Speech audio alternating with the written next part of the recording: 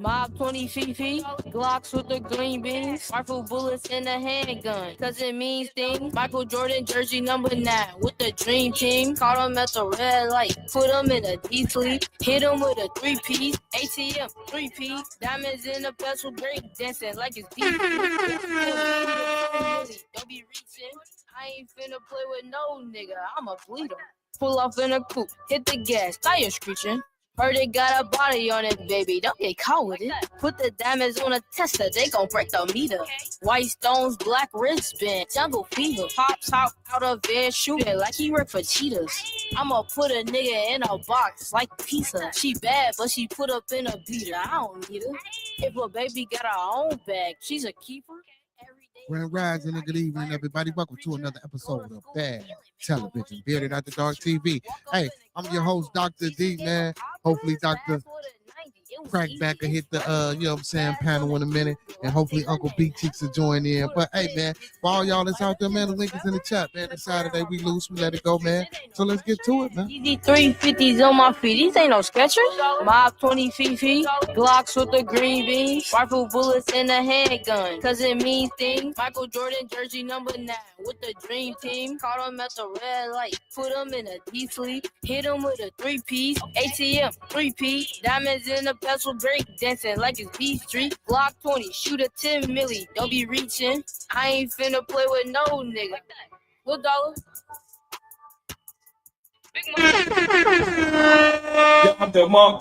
Bang, bang, bang. Shit like that, shit like that, shit like that, shit like that. And shit like that. What's going on, everybody? Welcome to another episode of Bad TV. I am your host, Dr. DMD. And we in the building, man. Y'all know what it is. Man, it's Saturday. It's about 11 o'clock. You know what I'm saying? 11 o'clock. Hey, man. First and foremost, man, big ups to all my followers, my fans, viewers, and subscribers, man. Big ups to y'all, man. Hey, y'all blessed the building yesterday, man. Big ups to Supreme Mob for being in the building with us yesterday, man. Trey Dilla and Castro, man. Make sure y'all going to check out the Miami Takes, that Castro Life, man, on all music streaming platforms. And don't forget to check out 12 Gauge the Pod. Hey, but we in the building, man. You know what I'm saying? We building and we, you know what I'm saying? We going and we flowing and we back at it like some crack addicts. You feel me? Hey. It's Saturday, man. What's going on? Hey, man, the link is in the chat, man. I will be posting the link in the chat periodically throughout the publication for those that want to come on and join and talk shit with me for the night. Y'all know what it is, man. It's Bearded After Dark Television. Hey, man, I gave a big ups to my fans, man. Hey, big ups to my moderators, man. Without my moderators, man, y'all know I couldn't do it without y'all, man. Big ups to the new moderators too, man. Miss Asha, Big Frank, Diablo, Coach Ricky, man. Big ups to y'all, and you know what I'm saying. And the queens, the original queens, you know what I'm saying. Miss Asha is a new queen, but the original queens, Miss Gigi, you know what I'm saying. Miss Starworth, Marcus, and Miss Cece, man. Big ups to y'all. And y'all know who the new Jacks. I mean, not the new Jacks. Y'all know who the OGs is. Young Boy, Maya Bucks, Master Teacher Fox, Die, TLS. Hey, there go one of the OGs. Brother P Mac in the building, man, and my big bro, Professor Remo, man, bringing up the real for show, man. Hey, man, you know, it's Saturday, man. What's going on with y'all, man? How y'all weekend going? Friday was real good for me yesterday, man. I streamed for like 8 hours, man, which was something new to me, which I didn't expect or didn't, you know what I'm saying, I didn't have no plans on doing. But it is what it is. Hey, Brother P Mac, what's going on with you, man? How you feel tonight? What's going on down there in Texas, brother? What is looking like down there in Texas, my boy? Is it snow down? Y'all got snow down there, P Mac? Let me ask that. I know everywhere else down south been saying they've been getting snow. You got snow down there, P Mac? Y'all got snow down there in Texas? You know what I'm saying? He says, I'm well. Most definitely, brother. Most definitely, man. Hey, P Mac too, man. What I was trying to let you know is that oh, my bad, y'all. I'm watching this David Benavidez and David Morrell fight. You know what I'm saying, this is a good fight. I think what is it? It's like the 10th round. You said the weather is nice, man. So y'all ain't getting no snow, man. Everybody else I know got snow down there, man. That's crazy. That's crazy, man. I know you glad y'all ain't getting no snow, man. Well, you know, it really ain't that much snow up here, man. It snowed a few times and shit like that, but it really ain't He said, yes, we got a covering. Yeah, but that's it. Other than that, yeah, you know what I'm saying? But it ain't really been too much snow up here neither. So, this winter ain't been a bad winter. Except for those few days when I came on and let everybody know to check on your loved ones and stay warm and keep that heat on. Other than that, man, it was like maybe a week and a half of like real bad cold weather. Other than that, man, it's been a charm. You know what I'm saying? You know, and to speak on that, man, oh, let me do this. Let me do this. And I do apologize, man. Hey, man, no matter what show it is, man, we want to keep everybody in our thoughts, prayers, views, and meditations. Again, let's keep everybody in our thoughts, prayers, views, and meditations. One last time. Let's keep everybody in our thoughts, prayers, views, and meditations. I do apologize. And also, man, you know what I'm saying? Let's keep living by these 5 key components, man. Love, peace, respect, motivation, and inspiration, man. Those are the key components of life that we try to abide by here on Bearded Conversation. Well, me personally, you know what I'm saying? I would hope that everybody will be trying to do the same thing. You know what I'm saying? Remo, where you at? Hey, Professor Remo, that's who I want to talk to right now, man, because we got this fight going on, man. You know what I'm saying? Hey, Clarissa Shields was supposed to I can't even get it out. Clarissa Shields was supposed to fight tonight as well, but I wasn't able to I don't know why they won't let me watch this fight. I mean, wouldn't let me watch her fight. But this David Benavidez and Morrell fight, for anybody that's out there, you know what I'm saying, that's boxing fans and who couldn't get the match because they wanted $80 per pay-per-view. You know what I'm saying? And do people still pay for that shit? That's a question, man. Do people still pay for pay-per-view, like for wrestling events and boxing events and MMA events and shit like that? I wonder. It's a lot of fucking it's a lot of free sites out here to stream. You know what I'm saying? Yeah, like for real. Like I'm watching a damn fight right now. I ain't paid a slug for it. But let me be quiet because they might catch on to that shit and start shutting servers and shit down. I remember I had found the movie sites, y'all. Everything, any and everything. Shit. Look, after a while, they stopped that shit. You know what I'm saying? Once you got to refresh and update the page, when that update came in, they stopped that shit. But yeah, man, Benavidez look like he finna go ahead and win this undisputed title, man. This light heavyweight. Light heavyweight? Yeah, so this is a light heavyweight fight. He was super middleweight. I don't know if y'all follow boxing. Um, I don't like I used to. I do know a few boxers, so you know what I'm saying. I like to watch it every now and again. But yeah, but David Benavidez, this is a bullshit ass fight too, man. They keep headbutting each other. The ref then already took a fight from Morale and from David Morale, and at the end of the fight, man, they keep bumping heads, man. Like, God damn, y'all. You know what I'm saying? Be professional. What's going on down there? Oh, see, man. I wish. I wish. I wish I had that. You said it's 52 down there, P Mac, man. It's like 31 down here, brother. Like it's still a little chilly outside, man. You gotta throw on your thermals, gotta throw on a shirt, a hoodie, and all that, man. Miss Kimber's in the building. What's going on, Miss Kimber? Okay, y'all, the fight is officially over. We're gonna see who won this fight. Of course, I think David Benavidez won this fight. But anyway, man, let's move along. Fuck, I mean, I ain't gonna say like that because I respect those brothers' craft. And you know what I'm saying? They just had a slugfest, man. They was warriors. Hey, man, this DEI shit, like y'all, I really want to know, um, because it seems to be like a uproar. I seen some shit about Al Sharpton earlier. Um, supposedly protesting and doing it. Listen, man. And then I've been seeing other like right now I see other people on and they talking about it. I don't want to really talk about it, but I will say this before I get into saying my little article reading and back and forth with you guys. Um, we do a lot of this talking about the diversity, equity, inclusion shit, right? Well, my thing is this, we talk about it and then we talk about the ones that's participating and maybe boycotting the targets and this and that. But what are we doing to try to solve it? Just like me and the brothers had a conversation yesterday when we was talking about reparation and abundance of other things. Like if we was to get those reparations, like whether they gave it to us or whether we took it, what the hell we gonna do with it? Because this DEI shit, like if we again, all the things that I practice, all the things that I preach, all the things that I try to promote to the people, and I'm talking to the black because it seemed to be an uproar in our ethnic community. Like, bro, if we was coming together and pulling together and doing the things that we needed to be doing, when nobody be worried about this DEI shit. I'm just keeping it real. We ain't got shit. You know, and the more I say we need to do this and we need to do that, you know, all we do is complain. All we do is steady go back. All we do is steady get unmotivated. You said it was the pilot of the helicopter. What you mean, P Mac? I don't understand. You said it was the pilot. I don't understand, P Mac. What are you like, P Mac? What are you saying? You said it was the pilot of the helicopter. What do you mean, pilot of the helicopter?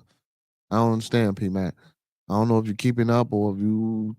I don't know. You got to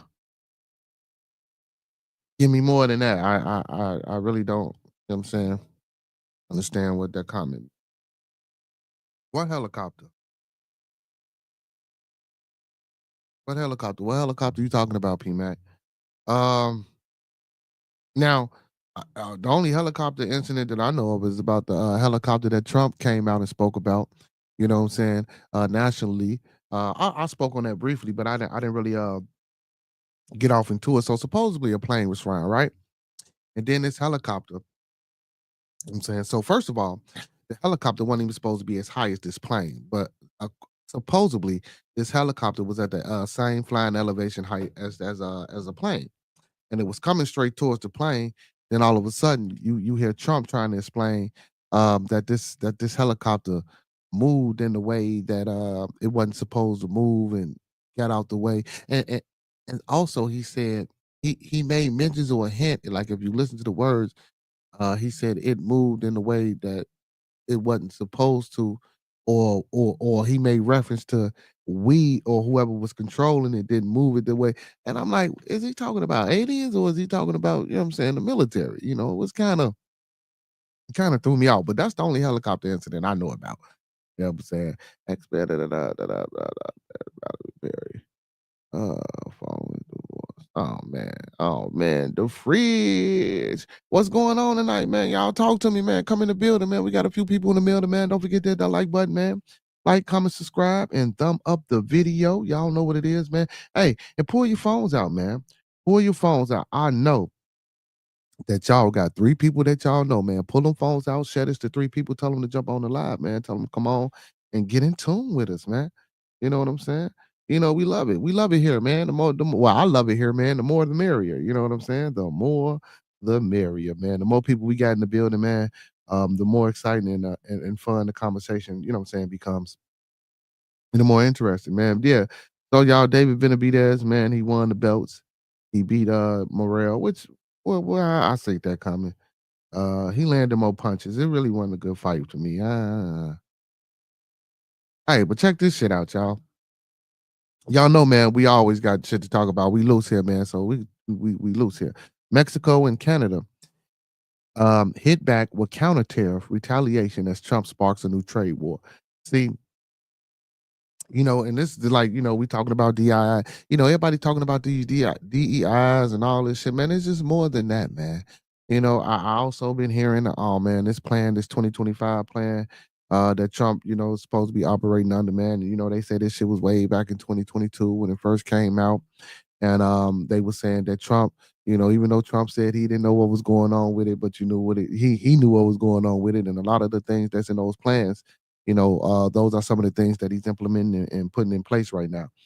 Um, I I would agree to an extent, but I really believe that 2025 plan, man. Again, like I be telling y'all, man. Well, like I have told y'all, you know, a lot of the rights that's been alienated away from the Constitution that may pertain to a certain group or may help a certain group. You know what I'm saying? Some of the things that's been overturned, you know, if they can't legally or judiciary get them overturned, you know, as far as with the Supreme Court, you know, man, they make up their little laws and they do what they do to get the shit in their favor. And that's all it is. That's all that 2025 shit is, man. And then a lot of times, like I keep telling y'all, man, you know, and I'm gonna harp on it as long as Trump is in office because it seems right now to be a big deal because it don't seem like we trying to find no solutions to come up out of this shit.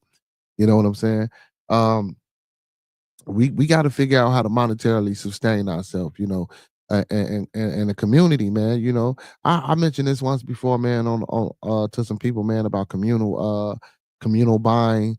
You know what I'm saying, buying a storage facility, and getting it put it in the neighborhood, man. You know what I'm saying? Whereas, we get somebody to facilitate the goods out to the people and everybody that's in the community put into the pot and we feed, shit like that. Oh man, ain't nobody see now. I to myself when I came up with that, I'm like, well, damn. I didn't say this, but I was thinking like, damn, can't do nothing around, you know what I'm saying? My people, because somebody will break in, steal, woo, up the band, da, da, da, da. That's what I'm thinking to myself. But when I presented this idea to people, that was the last thing. Matter of fact, didn't nobody say anything about taking it. They was like more of, egos, attitudes, people ain't gonna want to cooperate and who's gonna want to do that. And I'm gonna be for myself and you know what I'm saying? I'm gonna take care of my family and do for my family. And why would I wanna and I get all that. But again, man, we do all this harping about what the fuck is going on. And I'm saying all that shit to say this before I get back to this article. We still ain't figured out how to get together. That period. Bottom line, we still ain't figured out how to get together. We still ain't figured out how to get together and make shit happen. You know what I'm saying? So anyway, it says Mexico. And I wonder if Trump gonna make old boy in Canada, because I heard I mentioned this before, you know what I'm saying? I heard I read somewhere that him and the Canadian president, they had to sit down and they was talking about the tariffs and things of that nature. And Trump came up with the idea of, what I'm saying, look, maybe we make Canada, what I'm saying, the state of America, and maybe and we make you the governor of that state. You know what I'm saying? Meaning you got head and full control.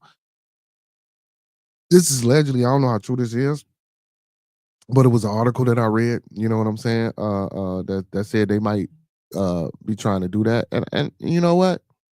If that was the case, we wouldn't have to put those tariffs. You know what I'm saying? Just like Mexico. I don't even know why the hell is it tariffs on Mexico? Ain't Mexico a fucking no, it ain't. No, it ain't. No, it ain't. No, it ain't. I'm sorry. That's New Mexico. I'm sorry. But still, even with Mexico, man, come on, man. Like putting tariffs on places that we can go down. See, but again, man, it's a lot that go with that because guess what? You know, and I don't think we realize this type shit. We putting tariffs on these countries. What about when we get our passports and we want to travel and we want to go into these other countries? As soon as they find out you're an American, first thing, and I'm telling you, man, because if it was me and it was my people, man, oh, these Americans coming down here to Mexico, I'll lock their ass up. As soon as they get here, lock their ass up. Trump want to raise these tariffs. Anytime one of you motherfuckers come visit or think y'all finna go on vacation, or think y'all finna sit up in one of our resorts, we're gonna lock y'all ass up until Trump take them. I'm saying, man, it's a lot of shit that can happen, man. This shit can go the wrong way. You know what I'm saying? And then that's a whole nother situation. That's a whole nother case that can come up. You know what I'm saying? Now Trump might, well, it depends on who over here and who they got locked up or whatever the case may be. But man, I'll be doing that shit out of spite. You want to raise shit? Y'all better not come over here on vacation. Y'all ass ain't going back. You know what I'm saying? Y'all ass ain't going back. But I don't know, man. I don't think Mexico would be that petty. I doubt it. I would. I ain't gonna lie. I would, man. I would. So it says Mexico and Canada both announced retaliatory tariffs against the U.S. after Donald Trump signed an order imposing sweeping levies against both nations, which is ridiculous, man. Now, don't get me wrong. I know it's a business and I know we're trying to sustain, but we already in a fucking double. So the plan is, well, this is the plan. The plan is to, hit them with the tariffs, right? So now, if he does that, again, like I stated, we're going to be paying more money for the products that we receive from them. But supposedly, he's not going to tax us, or income tax is not going to have to be paid. Because if we did, and we still paying for these higher goods, what's that called? The work wage isn't raised. Shit, I think we would implode on ourselves. You know what I'm saying? That's when I think the Mad Max and apocalyptic times will come into effect. You know what I'm saying? Because you got to think about this, y'all. If the prices of the shit that we getting from them get raised, And let's just say he say he's gonna stop taxes, but he don't. Now we still getting taxed, and then they still taxing those people. And when they get those goods, now mind you, they taxing us for those goods, so they raising the prices, or they still taxing us. And then when we go to the store, all that tax shit that they said we weren't paying, now we gotta pay in order to get certain things, man. That shit just ain't. I'm not saying that this how it's gonna go down, but we just got to look at this shit in a lot of different ways, man. I keep telling y'all, get involved in these politics, man. Listen, and you ain't got to be a political person, man. You ain't got to be, what I'm saying, the one out here that's anytime something happen, you want to be an advocate or activist, and you want to go protest and you want to march. But for my people, man, especially, not, I ain't gonna even say when I say my people, I mean in all my people that are that have the lack of education or the lack of knowledge as far as this politics thing go. Man, go study this shit. Go figure this out, man. Get with some like-minded individuals, and maybe we can figure out a way to try to get up out of this. You know what I'm saying? Because again, man, like this shit is crazy. So Mexican President Claudia Sheinbaum, and Canada, I'm sorry, and Canadian Prime Minister Justin Trudeau. So that's what he said. That's the man name, Justin Trudeau. Um, announced their decision on Saturday, initiating what is likely to be an economic standoff with America and its two largest trading partners. It says earlier Trump signed an order imposing 25% tariffs on all goods from Canada and Mexico starting on Tuesday. So what's that? What's today? Da-da-da-da-da. We got 3 days, y'all. With the exception of Canadian energy products, which will be subject to a 10% duty. It says, in response, Sheinbaum said she was instructing her Secretary of of the Economy to implement a Plan B, which includes tariff and non-tariff measures in defense of Mexico's interests. You don't even say, is she? Is she Mexican? Look Mexican. But anyway, I'm sorry. I got sad. She don't even look Mexican. Hours later, Trudeau announced that Canada would impose a 25% tariff on 100, damn, whew, on 106.5 billion of U.S. goods in response to Trump's tariffs. In a lengthy statement posted in Spanish on X, Sheinbaum stressed that she did not desire conflict with the U.S., but hit back against the suggestion of criminal alliances with her government. Um, she says, we categorically reject the White House slander against the Mexican government having an alliance with criminal organizations, as well as any intentions or interventions in our territory, she wrote. Mexico does not want confrontation. We start from collaboration between neighboring countries. Listen, now that I don't believe, because it's a bunch of criminals over here in this motherfucker. You know damn well the Mexican cartels and the motherfuckers is out there. Excuse my French, y'all. I mean English. Man, we know. Listen, y'all, we know how this drug trade works. And I'm not saying that she's a part of it or she with it, but and this is how our country is ran. This is how the world is ran through criminal activity. Whether we want to realize that or not, whether we want to accept that or not. And don't get me wrong, man. We get up here, we talk about the Trump. He grabbing people by the pussy, man. He grabbing them by the ass, man. He going out here, he doing all type of wild shit, and he ain't going to jail. We talk about that other senator, man, that was on the floor showing pictures, telling everybody how he was sleeping with this young girl and took pills. Listen, man, these motherfuckers ain't going nowhere. And for this Miss Sheinbaum, come on, man. Listen, yeah, you might not physically align yourself with these cartel members, and I'm not trying to spread no bullshit. All I'm saying is, man, everything is corrupt out here, y'all. Like, I just don't believe that shit. You know what I'm saying? You can't tell me, you can't show me a country that wasn't built off the backs of motherfucking criminal activity. That's facts. You know what I'm saying? Besides the United States, I mean, with us, building this shit, but still, it was still off criminals. You know what I'm saying? It was a separation of criminals when England let them motherfuckers come over here and that revolt took place, that American Revolution shit. That was they criminals. They dropped the worst of their worst off over here. You know what I'm saying? That's what the fuck they did. They dropped the worst of their worst off a bunch of islands. And so we got to understand history. That's how the $5 Indians came in effect, because they dropped them motherfuckers off over here, and the people that was already over here, you know what I'm saying? And this is when they started making they laws, rules, and regulations, and they boundaries and shit. And they included themselves inside of these motherfuckers that was already here. That's where you get the $5 Indian shit from. You know what I'm saying? Or pretending, whatever you want to call it. You know what I'm saying? Hey man, if we do enough research, y'all, we'll figure out a lot of it. A lot of this shit is common sense, man. But if you do enough research, man, we can figure this shit out. But again, to her statement about the Mexican president's statement about, and don't get me wrong, man. Every government wants to say that they not, they don't do or they not involved in any type of criminal activity. That's bullshit, man. That shit make the world go round, man. And so it says Trump has said the tariffs against Mexico were due to the country's failure to stop fentanyl getting into the United States, as well as what he describes as uncontrolled migration. But then you got to think about this too, you know. So are you talking to the Mexican president? Are you telling her to put armed guards at the border on the Mexican side? I'm sorry, on the Mexico side. And do you fully trust your American patriots that you putting on our side? You know what I'm saying? And listen, man, I don't want to be brutal. I don't want to say this shit like how I'm finna say it. But we keeping 100, man. Like, are you telling motherfuckers to shoot on sight? You feel me?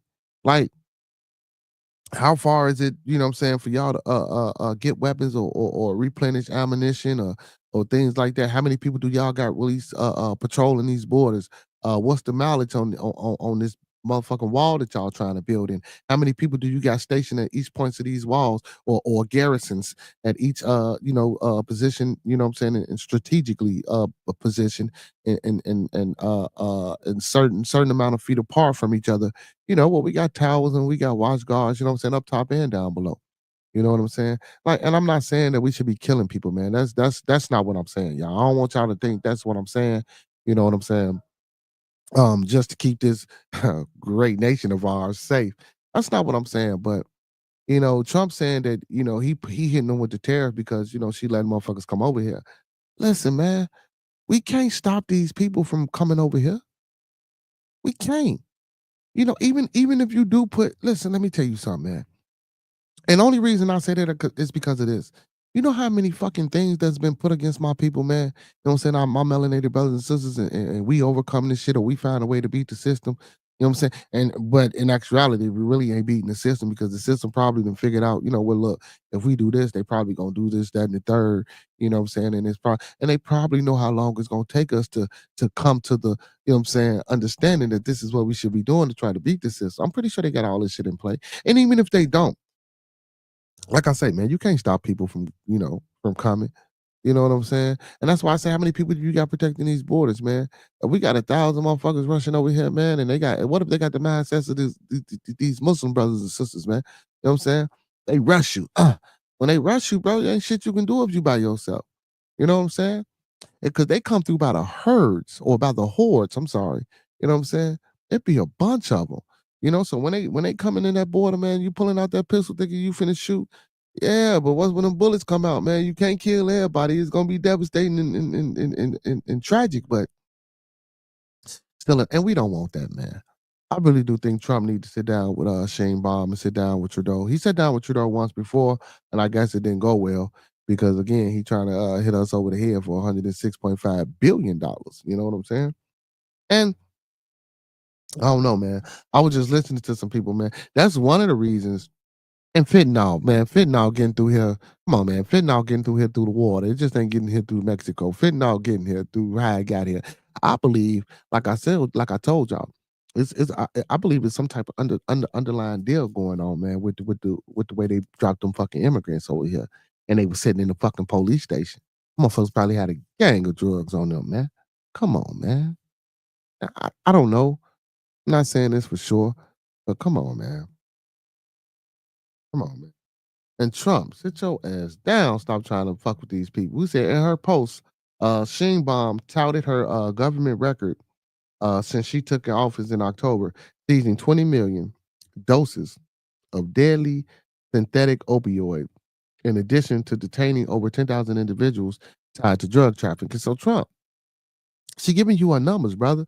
So she's showing you how she's stopping the drugs. Well, how she's trying to at least stopping the drugs over here, and she's detaining people. What more do you want her to do, bro?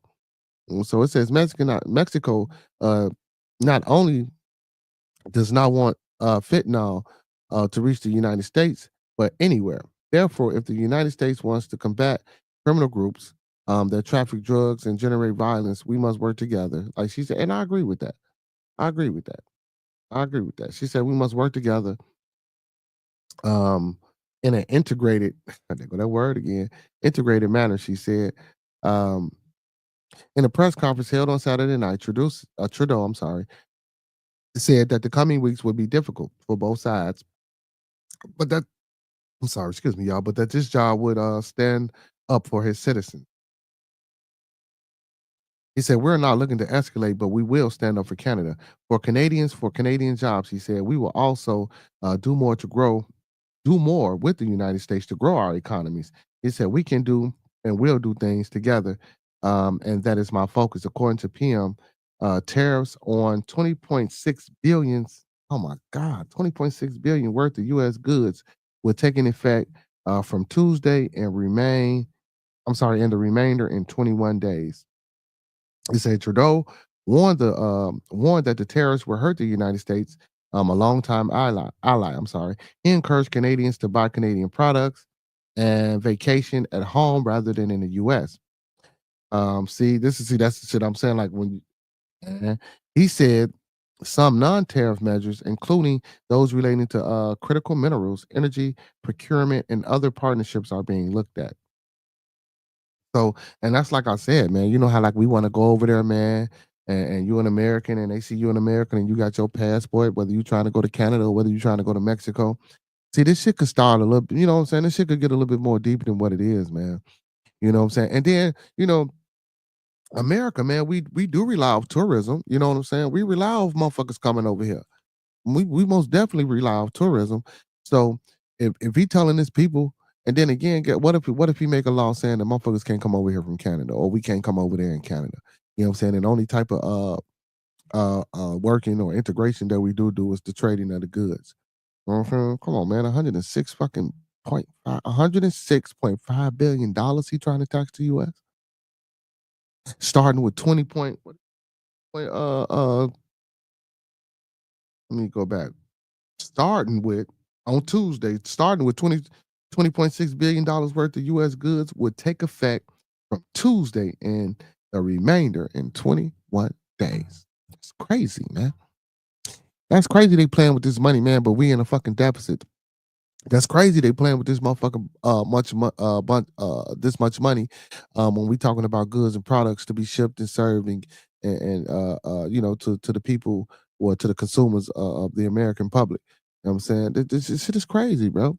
You know, it's crazy that Biden give all that money over there, you know what I'm saying, to the Ukraine because his son and other people's, you know what I'm saying, they got development projects and shit over there. That's crazy. That's insane, bro. You know? But Tent City is still up down there on Roosevelt. You know, I just don't understand. You know, this DEI shit. You know, we run around here talking about this DEI shit. Fuck that. We should be running around here talking about why the fuck is they getting all the food stamps and the cash and shit like that. And it's homeless people that can't even get that shit. You know, let's talk about the veterans, man. The veterans that can't even receive proper care. They go out now and hold on, man. And I ain't just talking about black veterans. Now, I ain't gonna say that we not gonna even put the races because veteran is a veteran, and I know a lot of motherfuckers say they don't get the proper service and care. You know what I'm saying? But what about the veterans, man, that go over there and fight for this country, man, that was real patriotic, that we ain't doing shit for, that still got bills, that still out here living like shit, they the bottom of the barrel. You know what I'm saying? Once you get out of the government system and that government ain't working for you for no more, man, you ain't working for that government no more. You know what I'm saying? Your government say fuck you. You know, unless you know how to work the system. You know what I'm saying? Or unless you've been in the military for a long time. Now, mind you, this is only coming from the shit that I done heard and stories I done heard. But because I hear brothers today say, "Oh man, going to the military is a good thing, man. We like going to the military, man. We do a lot of traveling. They pay for our school. They do this, that, and the third." And I get that, and I understand that shit, and that shit might be true. But I always heard stories from older gentlemen, man, brothers that went to the Vietnam War. You know what I'm saying, brothers? Shit, brothers that been in the Gulf War. I even had a few older guys I talked to, man, that was in WW2, man.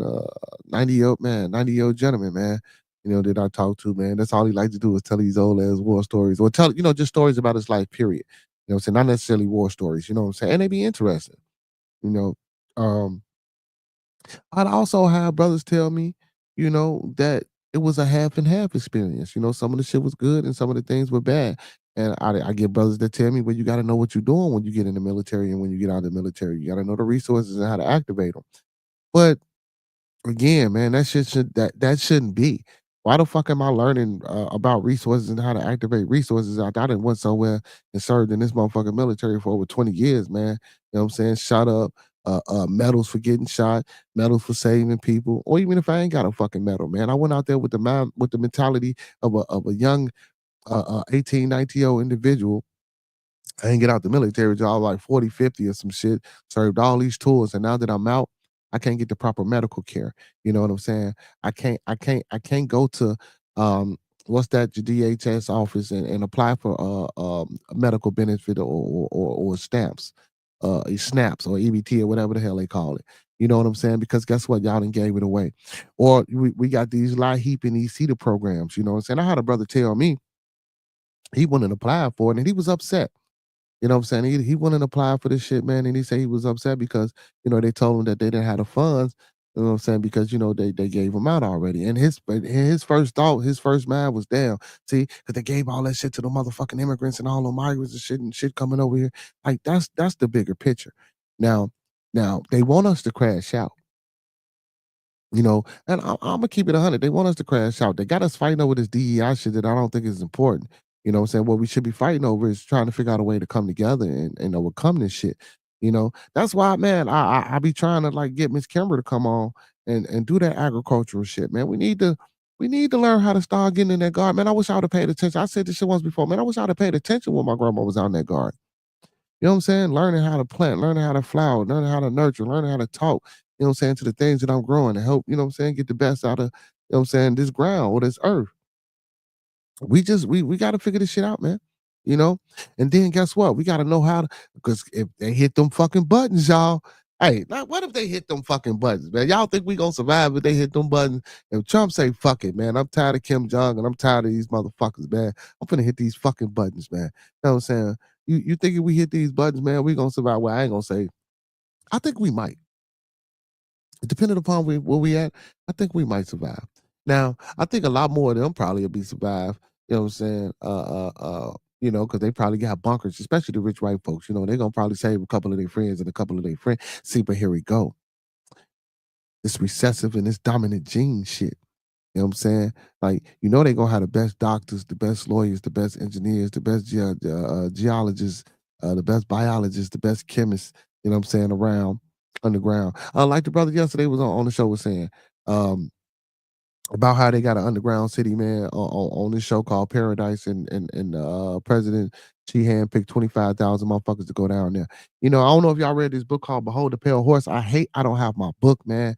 I need that fucking book. I want to get that book back, which I probably ain't gonna get. I'm probably gonna have to rebuy the fucking book. And start reading from that book. I know it's a lot of conspiratorial things that ones might call conspiratorial. But how he came upon this information and how he found this information, he was supposed to destroy the George. He was supposed to, the Cooper brother. He was supposed to destroy this information, and he decided not to destroy it and look at it. How the fuck did he sneak that shit? Anyway, we're not gonna get into all that.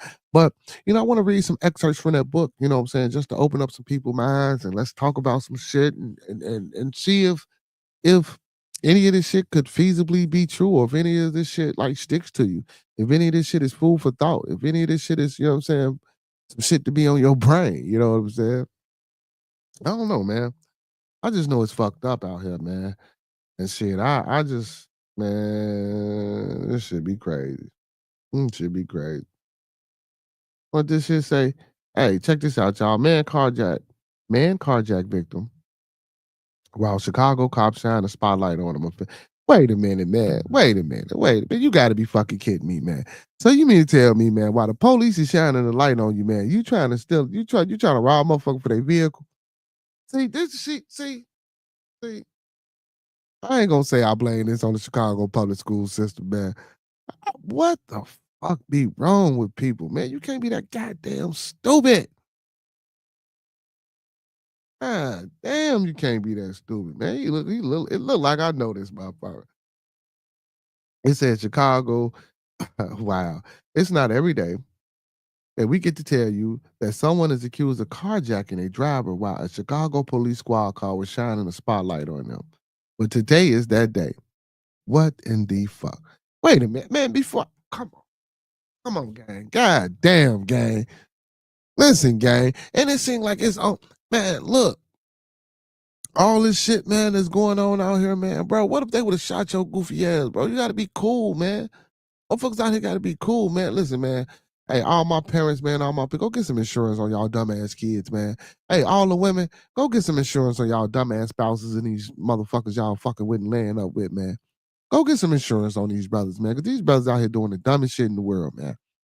You know, and when we get in on certain subjects, man, and again, I know Miss Kimber don't like it. I know a few other people don't like it, and I don't necessarily like trying to put man versus woman, but god damn, bro, we get motherfuckers come out here and talking about black girl magic and men need to take accountability and all this bullshit. Nigga, ain't no leaders out here, bro. We ain't leading shit, bro. We out here doing dumb shit, bro. You complain, motherfuckers out here complaining about black girl magic, but you got motherfuckers out here supposed to be leaders that's robbing motherfuckers while the police is shining lights on them. Who the fuck want to be led by that? Who the fuck wants to? I'm sorry, man. Who wants to listen to that? Who wants to be led by that? You know what I'm saying? I'm not in disagreement with certain things are promoted, more than others. You know what I'm saying? We see that, we know that. But look why. Look why. Well, look at why things like, come on, man. Bro, we don't see women out here doing this type of shit. Don't get me wrong. I ain't saying nowadays, in this modern era and modern times, man, young ladies do a lot. You know what I'm saying? Young ladies do a lot more than what these young men do. But what I'm saying is, bro, why? You don't find too many young women out here, you know what I'm saying, walking the street with guns and shooting at motherfuckers and robbing people while the police is looking at them. And come on, listen to this, y'all. I know, even if you ain't never been stopped by the police, if you ain't never been pulled over by the police, I know my audience, I know my beautiful people, my superheroes, and my fellow Beardonians. I know y'all didn't see that bright ass police light that they keep on that damn side mirror. I know y'all know when they shine that motherfucking light is bright. So while they shining this light on you, you mean to tell me you don't notice this motherfucking bright ass light on you, or you just thought somebody was just shining the light on you so you can see what the fuck you doing? Gotta be kidding me, bro. Gotta be kidding me, bro. Man. Anyway, but today is that day, man. The accused man is 29 years old. What? Tillion Kelly. Kelly met a 21-year-old man online, and they agreed to meet up around 9:30 p.m. Monday to socialize and consume cannabis together in the 21-year-old's vehicle in the 54 block of South Horn. CPD report said. Oh shit. So already this story is sounding a bit it's sounding a bit strange, you know what I'm saying? Like, you met a motherfucker. Hold on, man. Let me see this again. So Kelly met a 21-year-old man online. Okay. And they met up, you know what I'm saying, on 54 for Horn, sat in the car to smoke some reefer. First of all, man, I'm not meeting nobody online so I can come sit in your car and smoke some weed with you. No. And you're 21. You meeting another man online. Like, bro, are you serious, bro? This is so if he the motherfucker that got caught, he's just as stupid. If he wasn't participating in the carjacking and he's the one that got carjacked, this shit is just stupid, man. Okay, so while they were hanging out, in the victim's car, a CPD tactical unit saw the vehicle idling, with his headlights on. So the cops shined their spotlight on it. The report continued: as soon as the officers lit up the victim's 2025 Nissan Kicks, Kelly allegedly pushed the victim out of the driver's door and then slid behind the steering wheel. What? Kelly dragged the victim for a short distance and then evaded the police for several minutes before crashing into a parked car in the 5100 block of South Winchester, which is fucking He didn't get far, basically. That shit's like on the next block over type shit. You know what I'm saying? For those that ain't in Chicago. It says, according to the report, officers found Kelly limping away in the 5,000 block of South Damien, which is literally the next block over, and arrested him after the victim confirmed that he was the hijacker. So he crashed the car, got out the car, and started walking and limping instead of going to hide and getting his ass out of Dodge. Like, bro, come on. See, that's another, come on, man. And then you push the nigga out of the car and drug him until he let go. And you mean to tell me, man, you didn't think the police was gonna put him in the vehicle, circle this motherfucker, and try to find you and look for you? Come on, gang. And listen, man, and y'all too, man. I know a lot of times, man, we get on these fucking apps like these dating apps. Shit, not even dating app, man. You know, you meet motherfuckers off Instagram, motherfuckers meet motherfuckers off TikTok, you meet motherfuckers off Facebook, all type of shit. You feel me? Man, you gotta be careful, man. Listen, I don't listen, y'all. Y'all know I open up every motherfucking show about doing your due diligence, doing your proper vet work, and getting that second, third, fourth, fifth, and sixth opinion. Now, in this case, the second, third, fourth, sixth, I'm sorry, in this case, the second, third, fourth, fifth, and sixth opinion, you know what I'm saying? Well, matter of fact, it do. Unless you an embarrassed ass, but see, well, now you know what? I ain't gonna say. Well, it depends.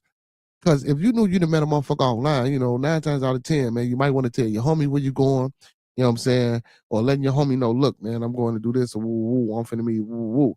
You know what I'm saying? Or and in the case of the victim, you ain't tell a motherfucker that you met a motherfucker offline, somebody close to you, especially for my women, man. You know what I'm saying? The same way this motherfucker met up with another nigga to sit in his car and smoke and get high and try to rob him. Imagine what man, I done heard women say niggas didn't rob them. They didn't invited the nigga over. They woke up, the nigga that robbed, stole their person. And I'm like, come on, bro. You know what I'm saying? Like, but again, man, that's on the individual, man.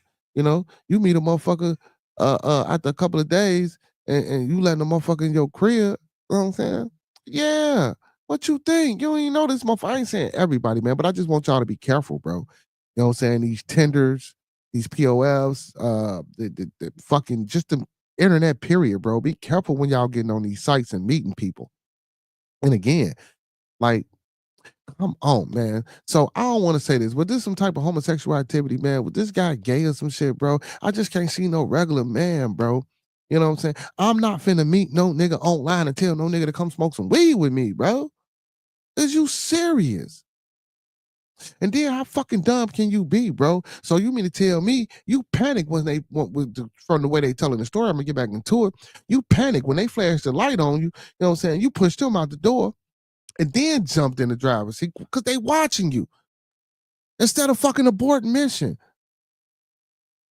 Like, why would you do that shit? If you with this motherfucker, bro, and y'all met up for a purpose, you know what I'm saying? Like, why would you do that shit, man? Stay there, talk, you know what I'm saying? Be smooth. The police flash the light, they walk up on y'all, or whatever the fuck the case may be. You tell homeboy, let's get the fuck up out of the car, let's walk into your crib or something. You know what I'm saying? Y'all sitting in the 54 block of Horn. First of all, man, that ain't even no motherfucking place where you want to be sitting outside. I don't give, nigga, listen, I wouldn't give a hell if you stayed next door to Karen and Bob. You still shouldn't be sitting outside because they gonna call the police on you. And if the police ain't riding through that bitch, they gonna lock you up because they think you don't stay in that motherfucking neighborhood. I'm just saying, man, it's sad to say this type of shit, man, but this is how the shit go, man. This is how people think. This is the way of the fucking world, bro. And I hate it, but ultimately, that's just how it is. You know what I'm saying? It's just how it the fuck is. This shit crazy, man. So according to Kelly, according to the Kelly's arrest report, he had the victim he had the victim's prescription bottle, prescription bottle, earbuds, and vape pen with him. Also, he was in that bitch robbing them when they put the light on him. You feel me? Okay, nigga, why you got the prescription bottle, bro? Come on, bro. Come on, bro. So even if they didn't put this motherfucker in the thing and you was just walking limping and they just decided to pull you over saying you look like a suspect, and come on, man, we got to be smarter than this shit, gang. You got to be smarter than this shit. The police found a handgun between the 2 parked cars near Kelly.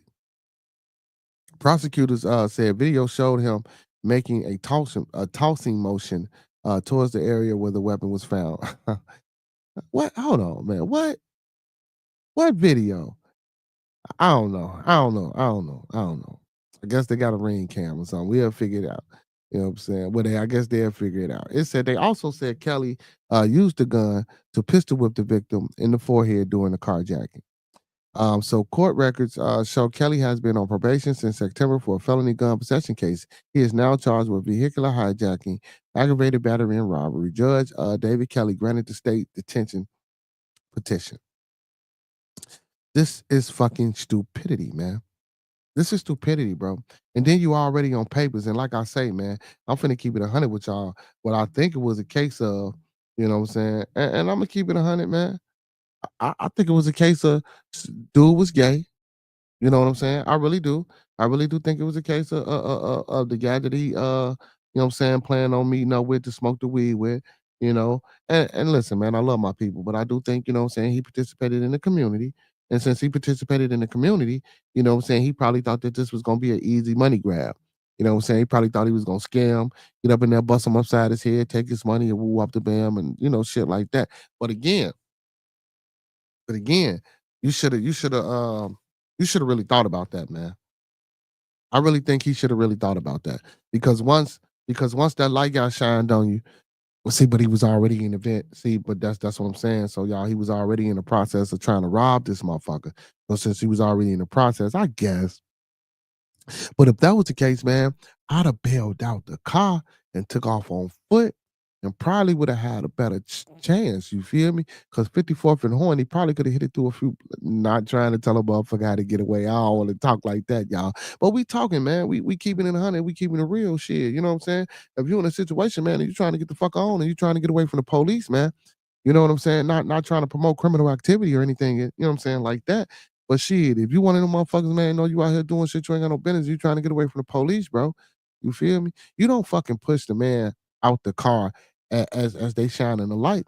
When I seen that light, man, I'd have took off through a gangway alleyway. Boom, boom, boom, boom. Tossed that bitch in the garbage can. Got up out of there. You in a car pistol whipping a motherfucker. Come on, man. Crazy, man. Then for you not to think, bro, I had a homie, man. He say he bought an iPhone. Check this shit out, y'all. He say he bought an iPhone off another shorty. Feel me? Now, mind you, he don't know shorty or no shit like that. He don't hang with him or nothing like that. But he bought an iPhone off of shorty. You know what I'm saying? He take off. He say he take off. He go about his business. He say next thing you know, the police pull up with the shorty and one car and the motherfucker that shorty stole the phone from in another car, and he wound up going to jail for it. And the only reason he wound up going to jail after, because Shorty did say he sold it to him, and he told the police he bought it from Shorty, but he still wound up going to jail because what they say, that shit is possession is 9/10 of the law, because he had it in his possession. And guess what? The lack of law, because you ignorant to the law, that don't mean a goddamn thing. So you got to realize, man, I could tell you it's my phone. I could have stole that phone and sold it to you. You know what I'm saying? As soon as you turn that phone on, because you motherfuckers can track the my phones. You feel me? As soon as you turn that phone on, motherfucker get on that ass. You feel me, Paul? And it's like, man, what can you do? You know, you could tell the police all day, well, I bought the phone from somebody and, woo out the bail. But what can you do? If they want to charge you, if they want to, man, it's crazy, man. The law is crazy. But now, with all these extra shit that's going on, man, with all these motherfucking programs that's getting canceled for us, man, we better chill the fuck out. We better sit down, man. Listen, all my young brothers and sisters out there, man, that's out there doing the wrong shit, sit y'all ass down. What this shit say, y'all? Check it out. Army refuses to identify female Black Hawk pilot killed in DC collision. Is that what you're talking about, brother P Mac, when you were speaking? Let's see this shit. Let's read this. It says the Army is refusing to name a female pilot killed aboard the military helicopter. Collided with the also, it did collide. I thought they said it moved. Trump don't be knowing what the hell. And I watched Trump talking about it anyway, y'all. Or maybe I misheard the brother. So the Army is refusing to name the female pilot killed aboard the military helicopter that collided with a passenger jet flying into Ronald Reagan Washington National Airport on Wednesday. In an announcement Friday, the Army which disclosed the names of 2 other soldiers in the chopper who died, said the woman family requested her identity be withheld from the public, which is okay. It says at the request of the family, the name of the 3rd soldier will not be released. At the same time, the Army Public Affairs wrote on their website. It said bodies of 2 soldiers recovered from DC Black Hawk wreckage. Sources say it says the unidentified soldier was an experienced pilot with more than 500 hours of flying experience. The Telegraph reported, citing Jonathan Koziol, Chief of Staff of the Army's Aviation Directorate. The Army on Friday formally identified Staff Sergeant Ryan Austin O'Hara, 28, and Chief Warrant Officer 2, Andrew Lloyd Eves, 39, as the 2 other service members who were on the Black Hawk helicopter when it went down in the fiery crash in the Potomac River. American Airlines, American Airlines pilot comforts passengers of flight less than 24 hours after the DC plane crash. I have no higher calling. It says the bodies of Eves and the female pilot have not yet been discovered, the Army said. That's crazy.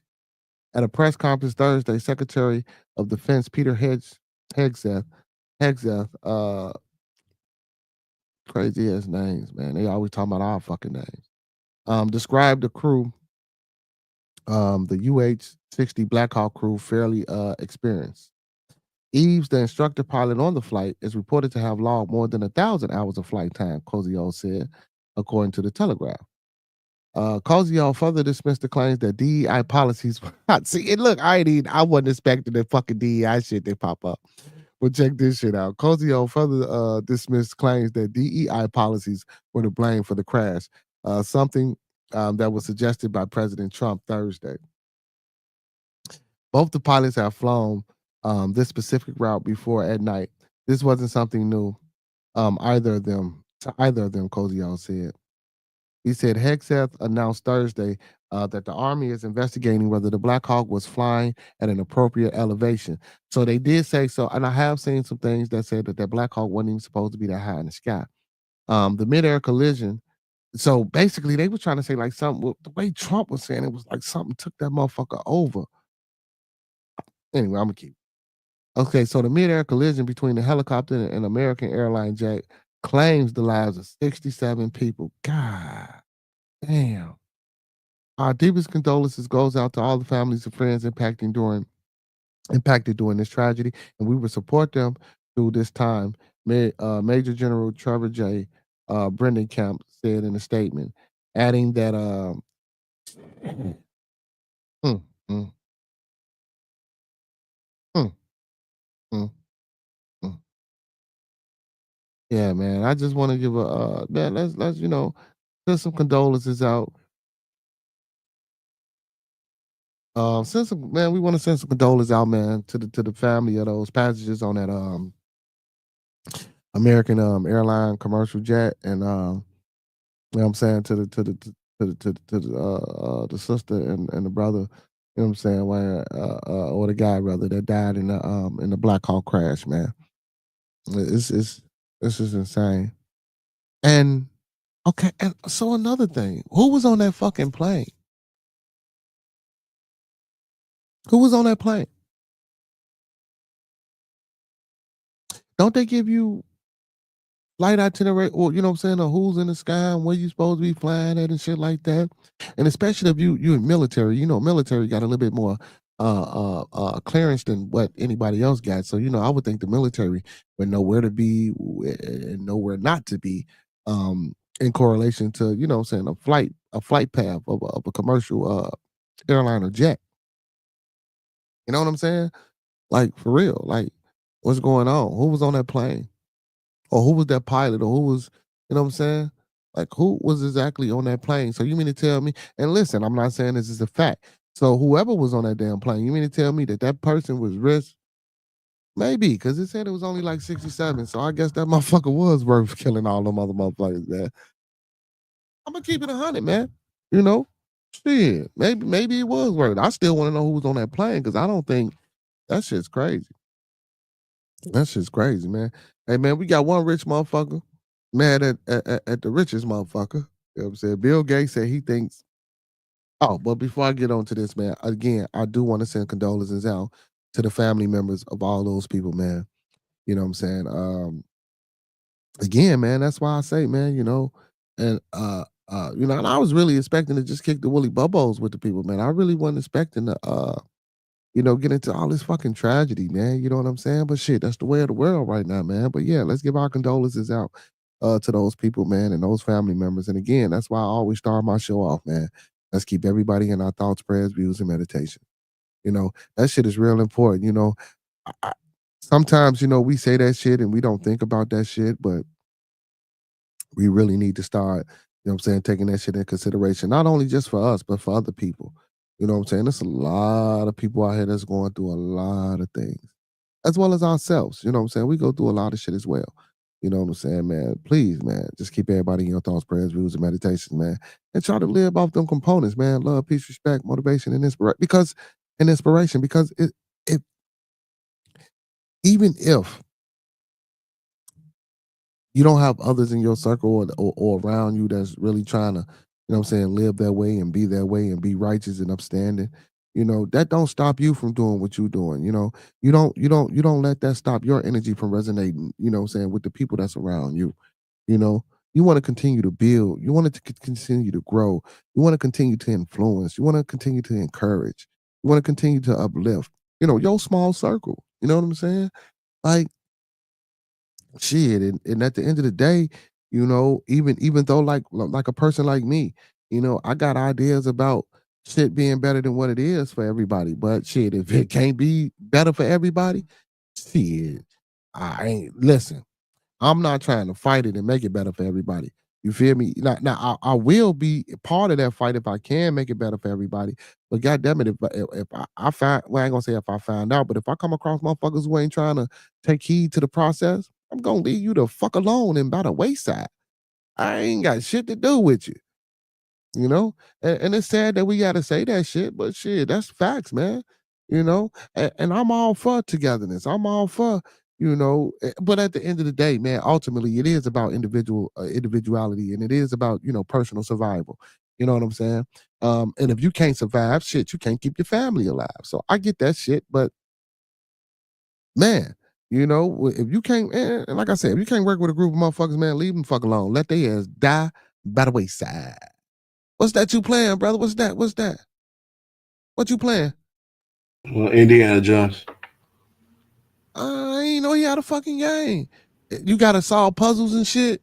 Yeah, it's on Game Pass. My Yeah, son put me onto it. I'm gonna have to check that shit out.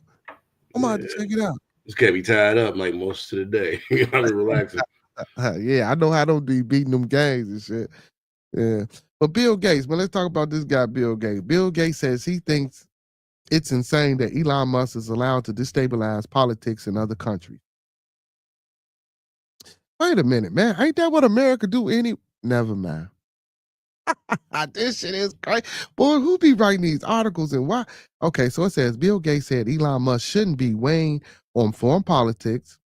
In recent weeks, Musk has commented on politics in Europe, including the German elections.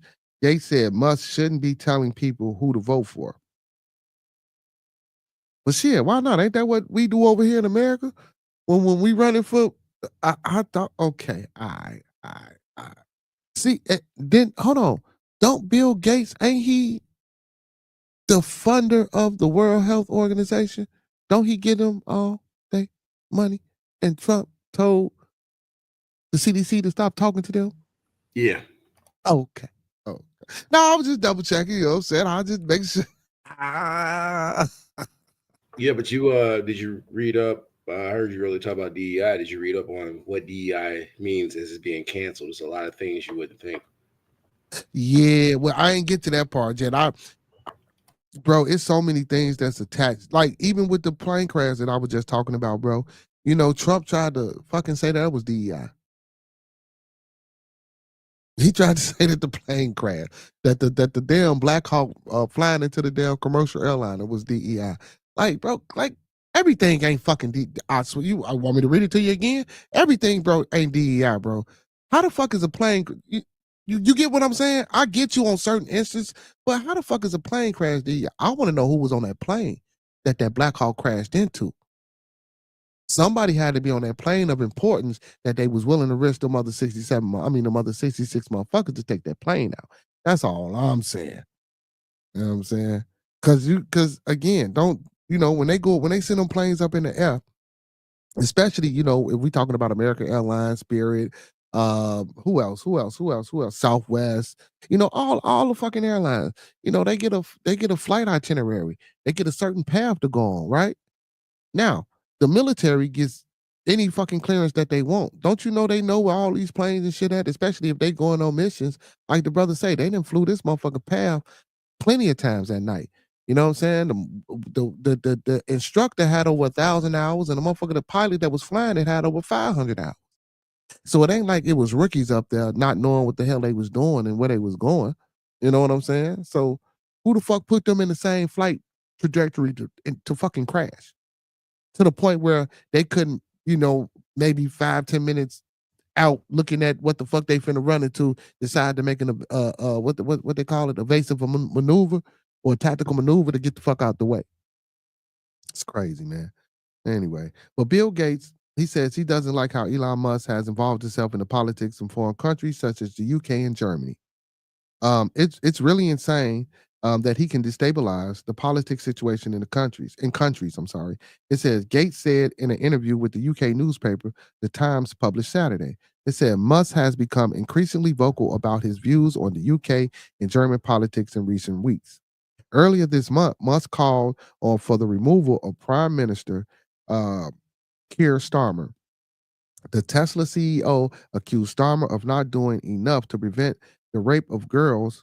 The grape of girls when he was Britain's chief prosecutor from 2008 to 2013. It says, and on Saturday, Musk spoke virtually at a campaign rally for the Alternative for Germany far-right party. It says Germany is set to hold a national elections in February. In December, Musk said in an op-ed for Welt am Sonntag, a prominent German newspaper, that the AfD was the last spark for hope for this country. He said he also praised the party for its controlled immigration policies.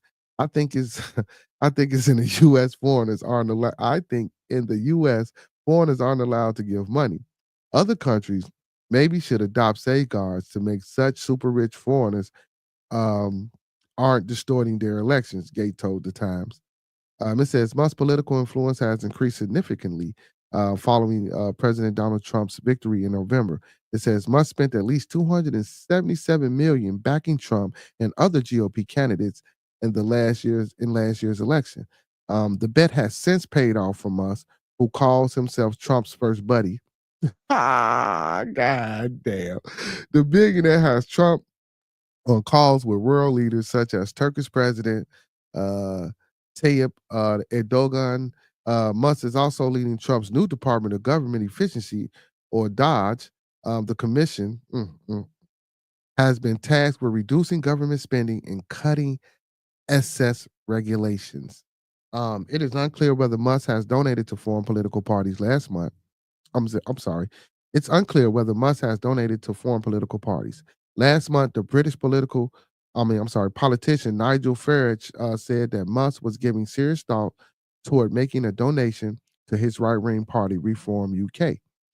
Gates told the Times that Musk shouldn't be making such an outspoken political declaration. I thought the rules of the games were you pick a finite number of things to spout about that you care for, focus on, a few critical things. It says rather than telling the people who you should vote for, Gates said, if someone is super smart, and he is, they should think how they can help out.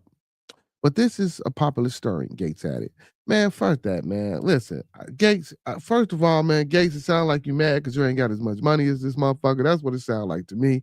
And you mad Trump ain't give you a seat on his motherfucking administration. That's how I feel, man. That's what this shit sounds. It sounds like some jealousy, man. This shit sound like jealousy, bro. Now, don't get me wrong. Elon, focus on being a patriot for your fucking country, even though he ain't from here. But just focus on that cabinet shit. Do what you do. Now, do I feel as though he should be making which it ain't been proven that he over there donate money or that he over there telling them who to vote for. Do I think he should be worried about what the fuck going on over there? No. Especially not in the UK, because the UK is one of our allies. You know what I'm saying? We allied with the UK. Now, Germany, not so much. Germany, we really ain't, you know what I'm saying? But if he can, sway some shit or put a motherfucking spy over there or some espionage shit in office over there, you know what I'm saying? So when shit hit the fan, like if some shit hit the fan with Russia, you know what I'm saying? Or some shit hit the fan with China or Korea or some shit like that. You know what I'm saying? We got Germany in the middle who probably can rush them motherfuckers before we get there. Who know? Listen, who knows what the fuck they planning? You know what I'm saying? I don't know. Who knows what they planning? So that's something to think about. That's something to look into as well. You don't know what the fuck they planning. That shit crazy, man. Ooh, wait. Man, TikToker, man. This TikToker shit, man. It says TikToker, look, I was talking about the white folks and their names. God damn it. What's her name? Nasaya. TikToker Nasaya Turner, 17, shared happy final post hours before she was found badly wounded behind the mall and died. God damn. See? That's all that sharing your location and shit on TikTok, man. Y'all listen, man. Trump, if you see this or anybody y'all close to Trump, tell Trump to shut that shit down. We don't want to see no more of this TikTok shit. You know what, bro? When that TikTok shit got shut down, I was like, damn. When it came back up, I went on it one time. Do you know I ain't been back on TikTok since that one time that they brought it back? I ain't been back on that motherfucker. Now I'm starting to think, why the fuck was I even on TikTok in the first place? Like it just don't do for me like it do for everybody else. What's wrong with these grown motherfuckers? Well, we talked about that TikTok has like clips, and the way the clips are set up, shorts is for like the short attention span type, whereas you get what you want in a quick amount of time, and I guess it's entertaining because most of us, I even caught myself on Facebook just scrolling in the bed, and I'm like, let me put this phone down. Yeah, so but bro, it can get addictive. Locations though, it's sharing locations though, bro. Yeah, well, I think that's a new trend because it's like in our day we didn't want nobody knowing where we was. But right. I don't know. Can't be doing this shit, man. And then she was 17, bro. So I don't want to blame it on TikTok. You know what I'm saying? But you know what I'm saying? But sharing locations and shit, I don't know. So it says Miss Turner, who boasted thousands of followers on TikTok and Instagram, was found badly wounded in her car outside of a shopping mall in Los Angeles County on Jerry. And that's crazy, man. Los Angeles, man. Y'all need to do better than this shit, Los Angeles. All that checking in and fucking people up and robbing niggas, and y'all want motherfuckers to check in with y'all because y'all think that's how it's supposed to go in order for a motherfucker to move. Motherfuckers shouldn't have to come to another state, man, and check in with nobody, man. I don't give a fuck who I am, what my superstar status is, or what my celebrity status is as a grown man or a grown woman. If I want to travel with my family, brother, now, don't get me wrong, I wouldn't be making that type of music anyway. But still, if I was a rapper, bro, I'm not checking in. And if I know that, I'm not even going to California, man. That'll be the only place I don't go, bro. I'm not setting up no shows in California. I don't want to work with no California artists. I don't want to do none of that shit. You know what I'm saying, bro? Like if I gotta come here and check in order for me not to get robbed and killed and beat the fuck up, what the fuck? That's nowhere else, bro. That's not in Atlanta. That's not in Chicago. I ain't heard about that shit in New York. I ain't saying it don't go on. Cause it might, bro. I'm not saying that. Cause nowadays it's just all fucked up with what we got going on out here. But I don't hear about that as much as I hear about it in California. Like, why is another grown man checking in with another grown man? Nigga, you ain't got shit to do with me. And 9 times out of 10, bro, I'm not gonna even be where you at for me to be checking in with you. And then he go to killing part for me. So I'm checking in with you so motherfuckers won't rob me, right? But if I'm coming to your town and I ain't checked in with you. Why you just not telling these motherfuckers to fall back off me? Or why aren't you telling these people, look, we got such and such coming in, and I heard such and such coming into town, even though he didn't reach out to me, but I need y'all to look out. I need y'all to make sure that this person is safe and that person is safe, you know what I'm saying? Because he got a show around the corner from our hoods. Why not do that? Out of respect. What the fuck? You know what I'm saying, bro? Just out of respect. Like, why it's gotta be me? I gotta call you, bro, and tell you, look, bro, I'm coming in, I'm doing a performance. Look out for me. What the fuck? Now, if you my homie already, yeah, I'm gonna call you and let you know I'm coming. But bro, if you somebody that's in play, meaning, you know what I'm saying, that's running these little crews and running these, you know what I'm saying, guys out here in these hoods and these communities, bro. Like, and don't get me wrong, I'm not knocking it. I'm knocking it. But only reason I'm saying I'm not knocking it is because if these what motherfuckers got to do to survive and live out here, all right, I guess. But for me, I ain't doing that shit, man. This shouldn't even be like that, man. That shit is crazy. But anyway, man, let me get back to this shorty, man. 17-year-old, man, that shit crazy. It said the cops swooped on Los Cerritos Center and found the social media star unresponsive. Hold on. Did I skip some shit? No. That's what I'm saying. How did they know she was there? So like her location had to be shared. So they swooped up on her at the center. They found the media star unresponsive. The 17-year-old was rushed to the hospital where she was pronounced dead. It said witnesses told that they had heard a commotion in the mall parking lot, as reported by Alamitos High School student newspaper. There was a lady passed out and a car full of boys and one girl, all screaming. Jeremy something, the manager of a Chipotle restaurant, told the outlet. He said more than 10 police cars and 2 ambulances rushed to the shopping mall. It said one nurse reportedly worked on a TikTok for at least 10 minutes, according to what's I can't even pronounce it anyway. It says around 20 cars were reportedly stuck in the mall parking lot and couldn't leave. Police have not revealed any details about the suspected shooter. Also, somebody shot her. It says on the day of the shooting, Turner shared a video showing off the new hairstyle to her fan base. She was seen dancing and having fun as she gave her viewers a step-by-step look on how she styled her hair.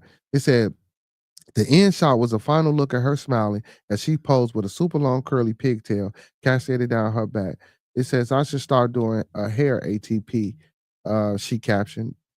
It says the final video. More than 5,000 people have watched what turned out to be the final video uploaded to her TikTok. Turner was seen dancing to the Blueface track Carne Asada by the roadside. A flurry of heartbroken fans were commended underneath the video expressing their grief. Look, man, stop posting where the fuck y'all at. I know, I remember doing them riots, bro. A lot of brothers was out here posting, and that shit's stupid. You know, how they went in the damn stores and was busting the windows and shit and robbing motherfuckers, man. You know, they came back and got every last one of them motherfuckers that was this shit crazy, man. Oh shit, we do dumb shit. What it say? Oh, Trump, my boy Trump. It says Black Americans for Trump demand answers from White House. What was our message? GOP strategists and members of Black Americans for Trump. What the fuck? Wait a minute, man. Malik Abdul, a GOP strategist and member of Black Americans for Trump coalition, said he has been filing. He's been, oh my God. I'm sorry, fielding a lot of calls out to President Donald Trump without evidence, blamed DEI policies for a fatal collision between a commercial jet and an Army helicopter over the Potomac River, Washington, D.C., which left 67 people dead. I told you, bro, he bring DEI. Now, what do you think about that? How do you think DEI could have been responsible for this damn plane crash? I'm not sure how though. Like, well, I need more details on that. That's what it said. It says President Donald Trump, without evidence, blamed DEI policies for the fatal collision between the commercial jet and an Army helicopter over the Potomac River in Washington, D.C., which left 67 people dead. On CNN, Abdul said, I know a number of people who voted for Donald Trump for the first time. They were so disgusted in what they felt has happened in the Biden administration. He added this week, instead of talking about the economy, I was fielding questions on whether or not Trump administration wanted to stop commemorating Black History Month, Women's History Month, and Hispanic Heritage Month. That's already true. They did say that. The military said that they would still celebrate Black History Month and they would still celebrate MLK, but they will be celebrate. It would be more celebratory festivities,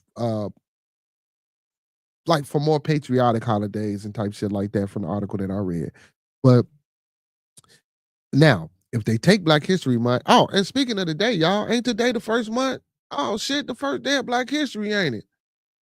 Oh Yeah, I was shit. gonna bring that up, but Yeah, they gave us a month. Y'all, it's the first day of our month. Oh shit. it Damn, is, yeah. But yeah, I I ain't even read know your that, man. article Hey, a little bit. you say you did what? Go ahead, go ahead. No, No, I was you say you about did. to follow up on your article, but go ahead, man. Okay. So yeah, man. So it says while Trump says he recognizes February 2025 as national. Wait a minute. So while Trump says he recognizes February 2025 as National Black History Month on the White House website and cites Supreme Court Justice Clarence Thomas as an American hero, it says many federal agencies, including the Department of Defense, led by Pete Hegseth, have announced that they have put a stop to the race-based, gender-based commemorations. But again, the article that I read did say that they still would be celebrating they did say they would still celebrate MLK, and they did say that they would still celebrate the Black History, but the women, the heritage, the national indigenous, they said they was gonna try to cut out and just like a lot more patriotic holidays, Memorial Day, Veteran Day, 4th of July, shit like that. You know what I'm saying, would be the things that they would be pushing to promote as far as celebrating as a holiday.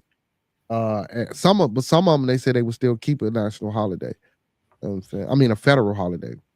Federal national. Trump is trying to say, I just read through an article I put in your chat. He's trying to say it lowered standards. And, it goes back to an article I read where he said, it used to be a wider type of aviation unit. And if standard that way, this wouldn't have occurred. But they tried to have him, the press was trying to say wider or wider? Whiter. White as in the color white? Yeah. So because more Caucasian based aviators. So she was a black, since she was a black pilot. That's I why. don't know, but the pilot, though, the head pilot was a white guy. The instructor. No, he said the lower standards. So DEI is also includes hiring of different backgrounds, diversity. But it also has things whereas you have different type of seating. It goes into how testing is administered, and I guess he's hitting on how those standards may have been lowered, which could attribute to this crash because it's under Biden's administration. Blah blah blah. Some of it's detailed in the article I put in the chat, but it's like he's been saying stuff like that for a minute though. Yeah, but then again, that's still some bullshit because guess what? This military, which is our military, still trained the two individuals. I don't give a fuck where they come from. It's your fault if you're not training or giving that person an adequate amount of training to fly a vehicle, to operate a tank, to shoot a pistol. And if that's the case, why are you letting these motherfuckers? And I'm gonna keep it 100. If that's the case, and I'm gonna talk to niggas, and I know a lot of niggas say they want to go to the military. But if that's the case, then everybody, all you melanated motherfuckers that call yourself African American or black motherfuckers, y'all need to get the fuck about the military then. Facts. I already heard about him trying to get rid of the motherfucking community about the military. I heard he trying to pass a law, motherfucker. You can't be gay, none of that shit. He trying to get that out. So I want to know what the fuck these white people gonna do when they ain't got nobody fighting and helping their ass. Because all white motherfuckers ain't got money. I talked to some friend. Go ahead. And guess what? I'm gonna say this, and I'm gonna let you. And guess what? I don't want them poor white motherfuckers coming over me asking me for shit. Nah, y'all go deal with y'all president.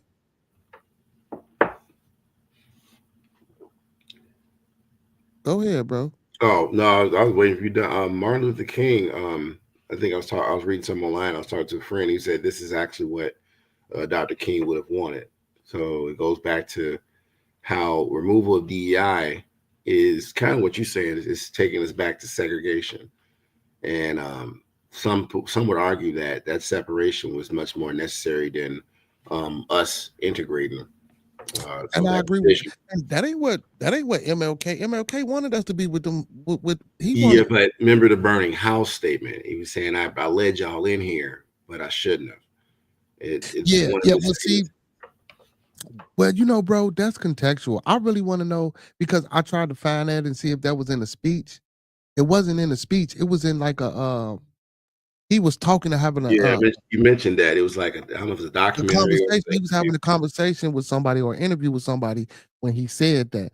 You know what I'm saying? I want to find that actual so I can hear what he said before that, so I can really kind of get a contextual understanding of how he may have meant that shit. You know what I'm saying? Because with just that part or with just that, we can run across and think any fucking thing, you know what I'm saying, about that. But hey, you wasn't here last time. So I asked everybody this. I asked people, do they think that Martin Luther King Jr. Do they think he destroyed do you think Martin Luther King Jr. destroyed the black community? Or do you think he contributed to some of the downfalls of the black community? You know what I'm saying? Um That's hard to say because, like, I think, well, we had this integration. We gained some things as far as education and whatnot. But some would argue that when we were separated, we had our own way of doing things, our own way of teaching our children, homeschooling, things of that nature. But the problem was there wasn't enough infrastructure to feel like we was on equal playing field. Now, whether or not that was important, I think that's a conversation for that time. Looking at it now, it's like it's kind of hard to say it was a bad thing because we do have, more educated, African Americans. We do have more integrations in towards these white societies. How good of a thing it is, I'm not sure right now, though. well, I wouldn't even say we have more because guess what? If we were still educating our own shit, them numbers still would have grew. You know Well, what I'm yeah, saying? that's what I'm saying. That's the difference. Is like we have more division.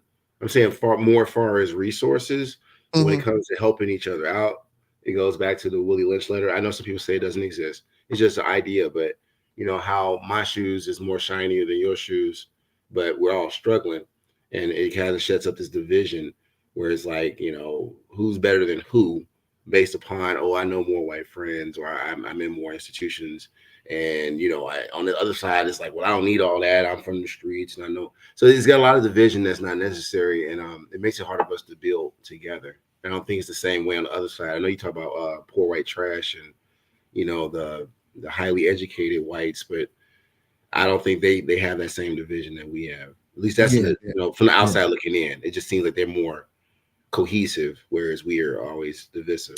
Well, I wouldn't say they're more cohesive. It might seem that they're more cohesive is because they still have um attachment to those resources that the white folks with money got versus you know what I'm saying? We don't have no resources, so we still the last on the totem pole when it comes to that type of shit.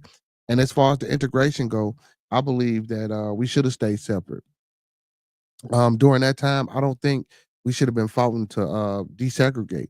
I think we should have stayed together. We've been doing it. We was doing it for that long. You know what I'm saying? I think we should have kept it up. And then maybe once we had a foundation that wasn't so easily shook and broke, then maybe we can integrate. Because again, I do agree. Like on that show that I had, I agree with some of the people. Like ultimately in the end, I think integration would have took place anyway because of geographical constraints.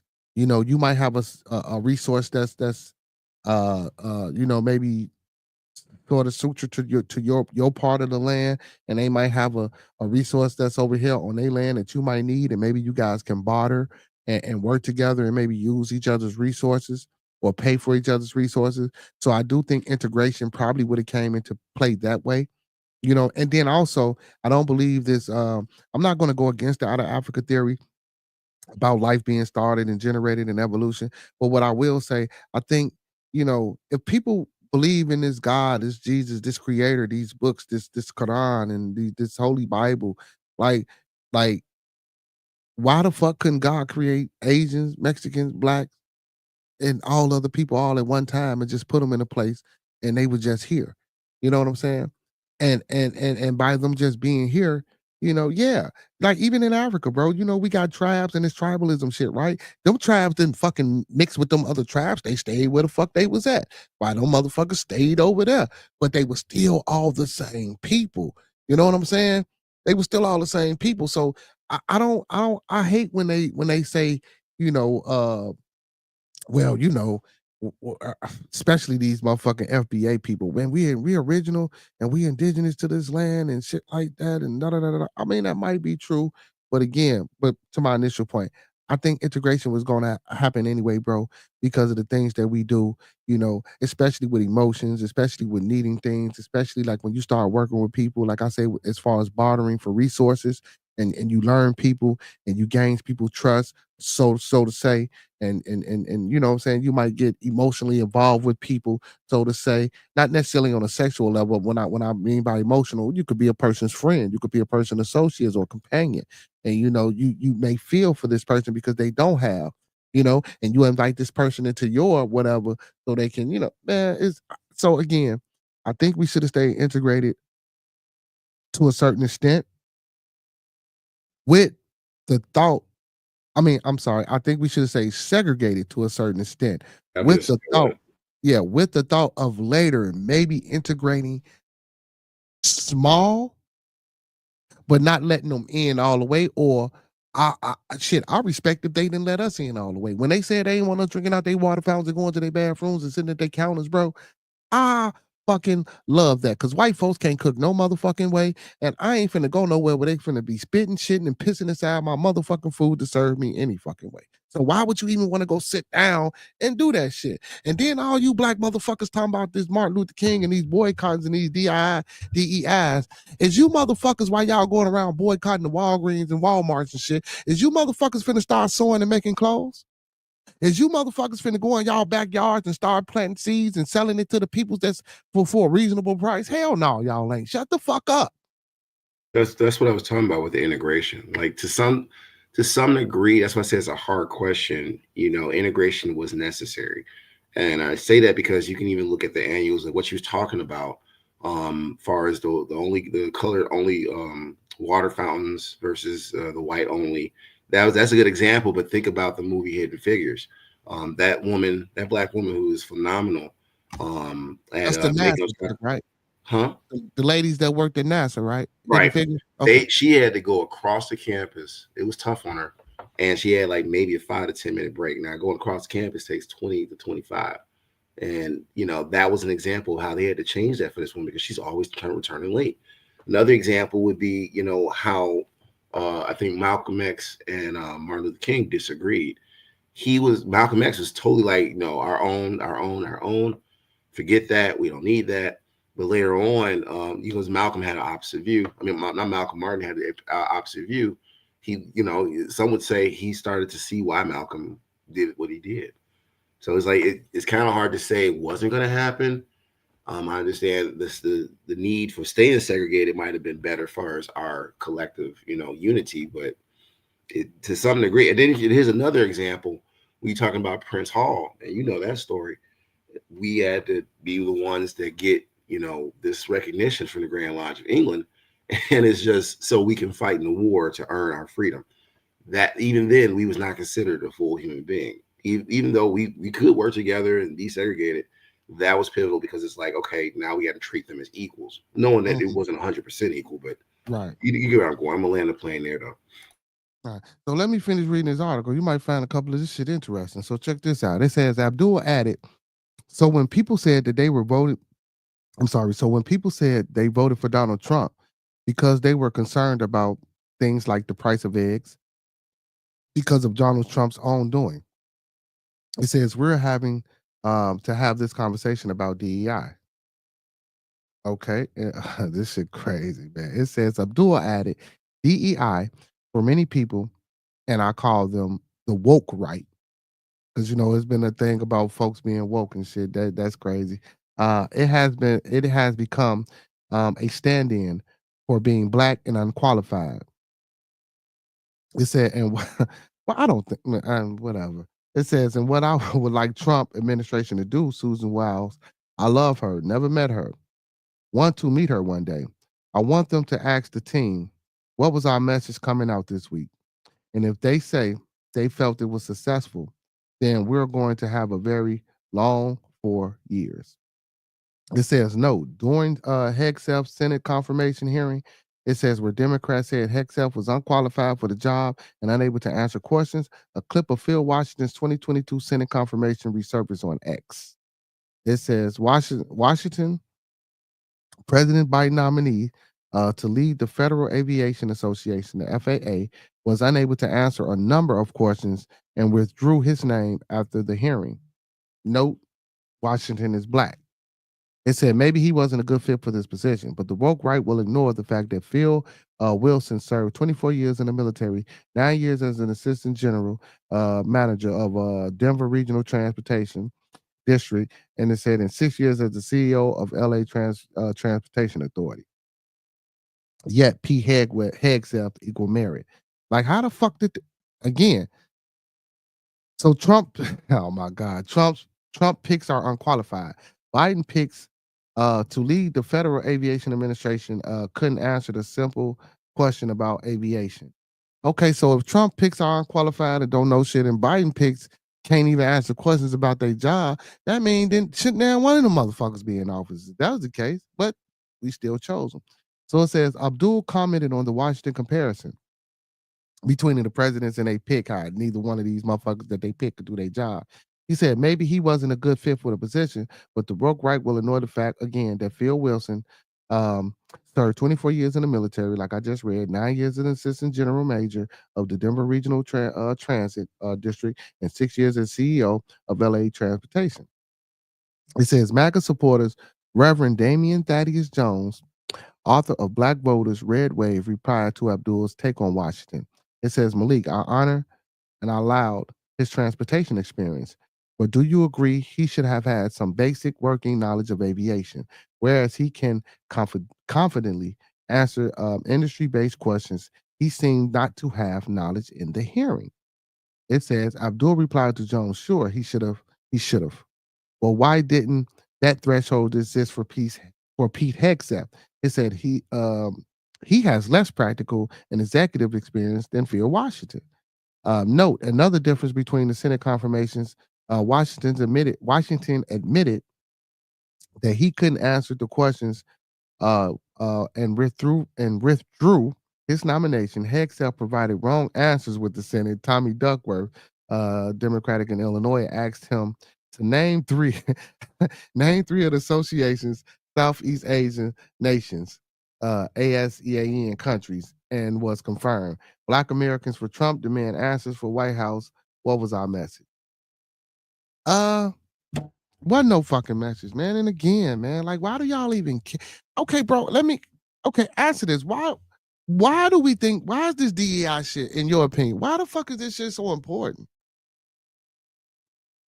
Well, Why? it's important because again, he's cracking down. Most of it's affecting, I hate to say it, like women and The community. other community. I don't know how to say it correctly online, but I think a lot of people don't like the woke ideology, whereas you got to use pronouns. You got to have birth control paid for through taxes, and so that on the surface level, that's what you mostly hear.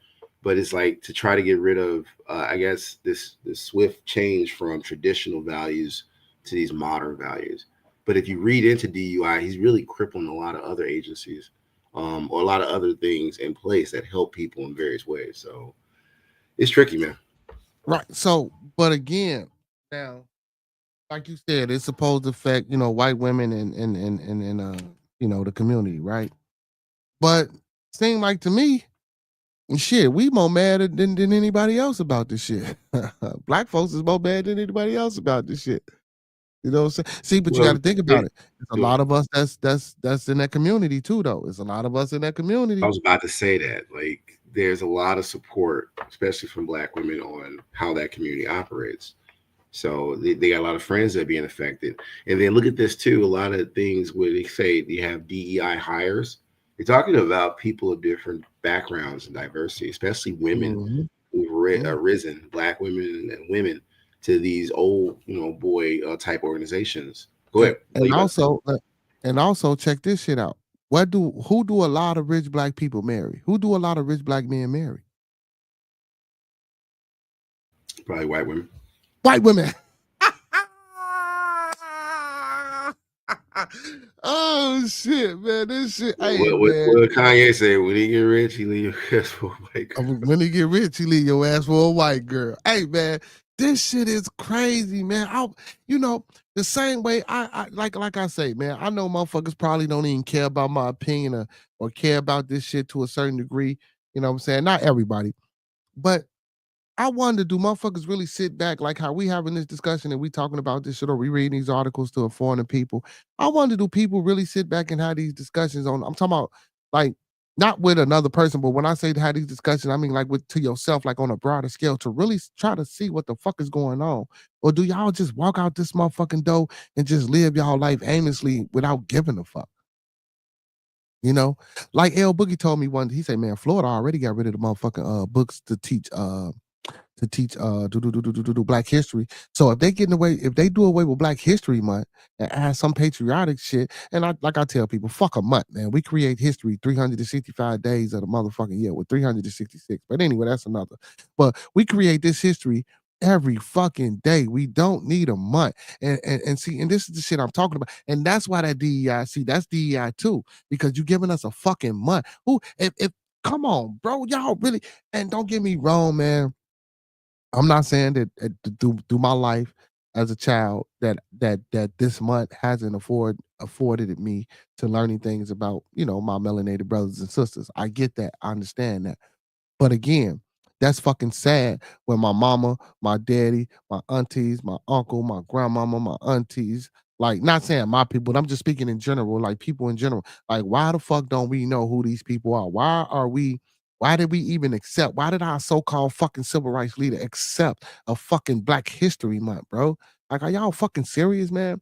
If it was really a big fucking transatlantic slave trade, you mean to tell me you motherfuckers settled for a black? Well, I guess so, because you motherfuckers settled for civil rights, which was also another fucking institution to lead in the LGBTQ plus community. Now, mind you, I'm not sure about this, and I don't have my actual facts on this, but you can watch Tommy Sotomayor, man. Matter of fact, Tommy Sotomayor, man, I watched the old interview that he did with Judge Joe Brown, and Judge Joe Brown was speaking on this. You know what I'm saying? Judge Joe Brown was talking about the Black Caucus and how the Black Caucus ain't shit. Now, mind you, again, you have to do your own research and your own due diligence. I don't know how true any of these things are. These things are so-called alleged, and what I heard from this brother, he said, bro, that the old men, like the young boys, I'm telling you, bro. He say HB, bro. He was like, man, he was wondering why a lot of our young. So the thing was, as a young man, when you went to a HBCU, it was a tradition that a professor took you to the Black Caucus so you can meet the Black Caucus of that state. He was like, it got to a point that, goddamn it, them older men and them younger men, man, they was trying to sleep with the damn boys. It's crazy. It's crazy. And he be, man, bro. And the shit I was hearing about the old men liking younger boys and the young men, like, I was like, what the fuck is, bro? If you get a chance, bro, I know you know who Tommy Sotomayor. You know who Tommy Sotomayor is? Google that interview with him and fucking Judge Joe Brown. I think I've seen it, man. I know what you're talking about, though. Yeah, I'm like, is this shit for real? I don't know.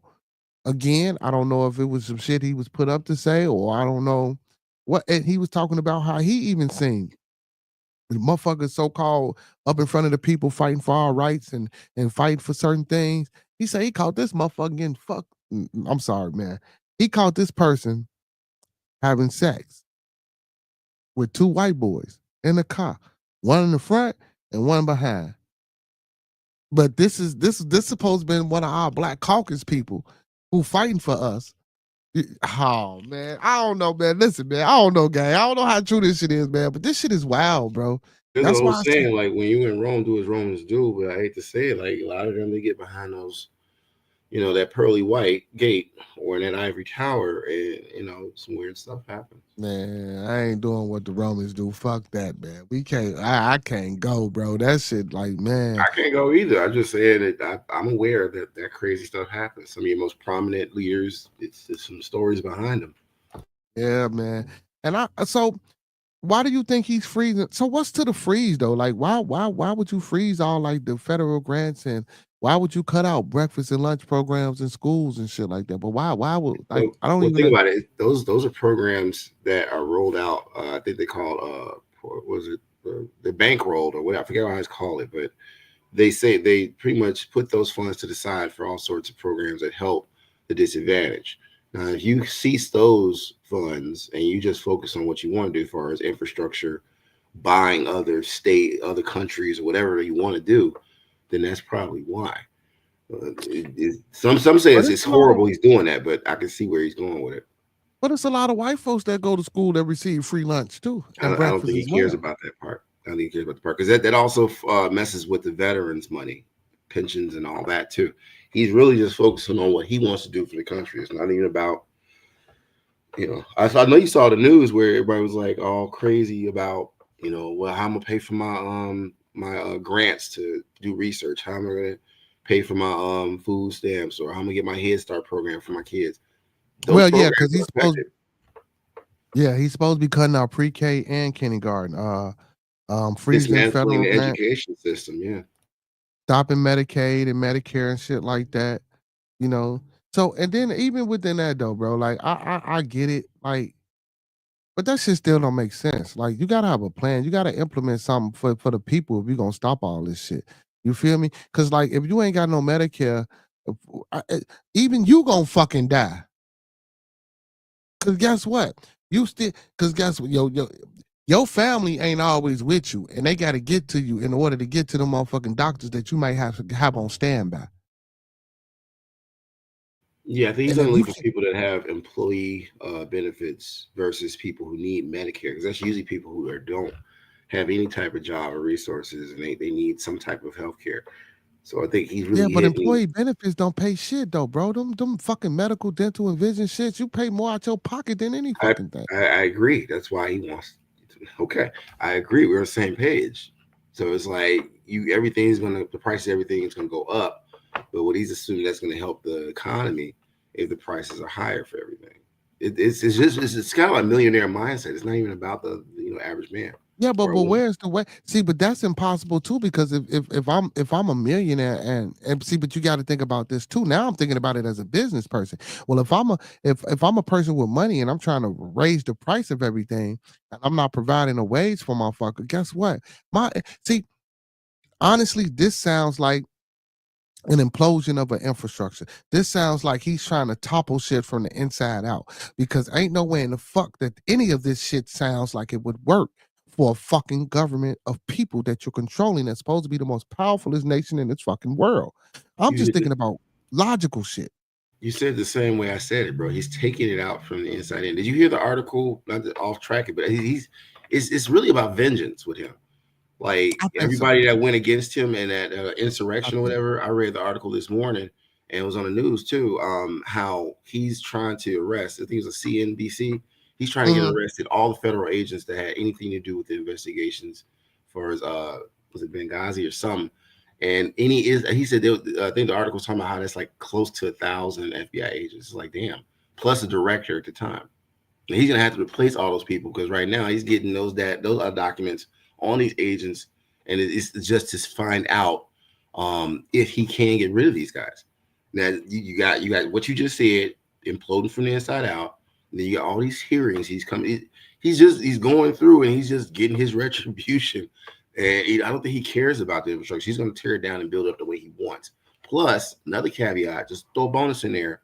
He's trying to get his people to rewrite the laws so he can sit there another term, if not forever. Dude on one. Check this shit out. It says Trump honors Black History Month with a tribute to Black American patriots, including Tiger Woods, Amir.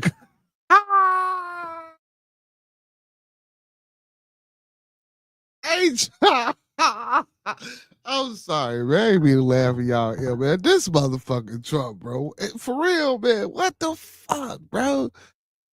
Trump announcement came same day as the Pentagon causes events activities related to MLK and Black History Month. Like I read that article the other day.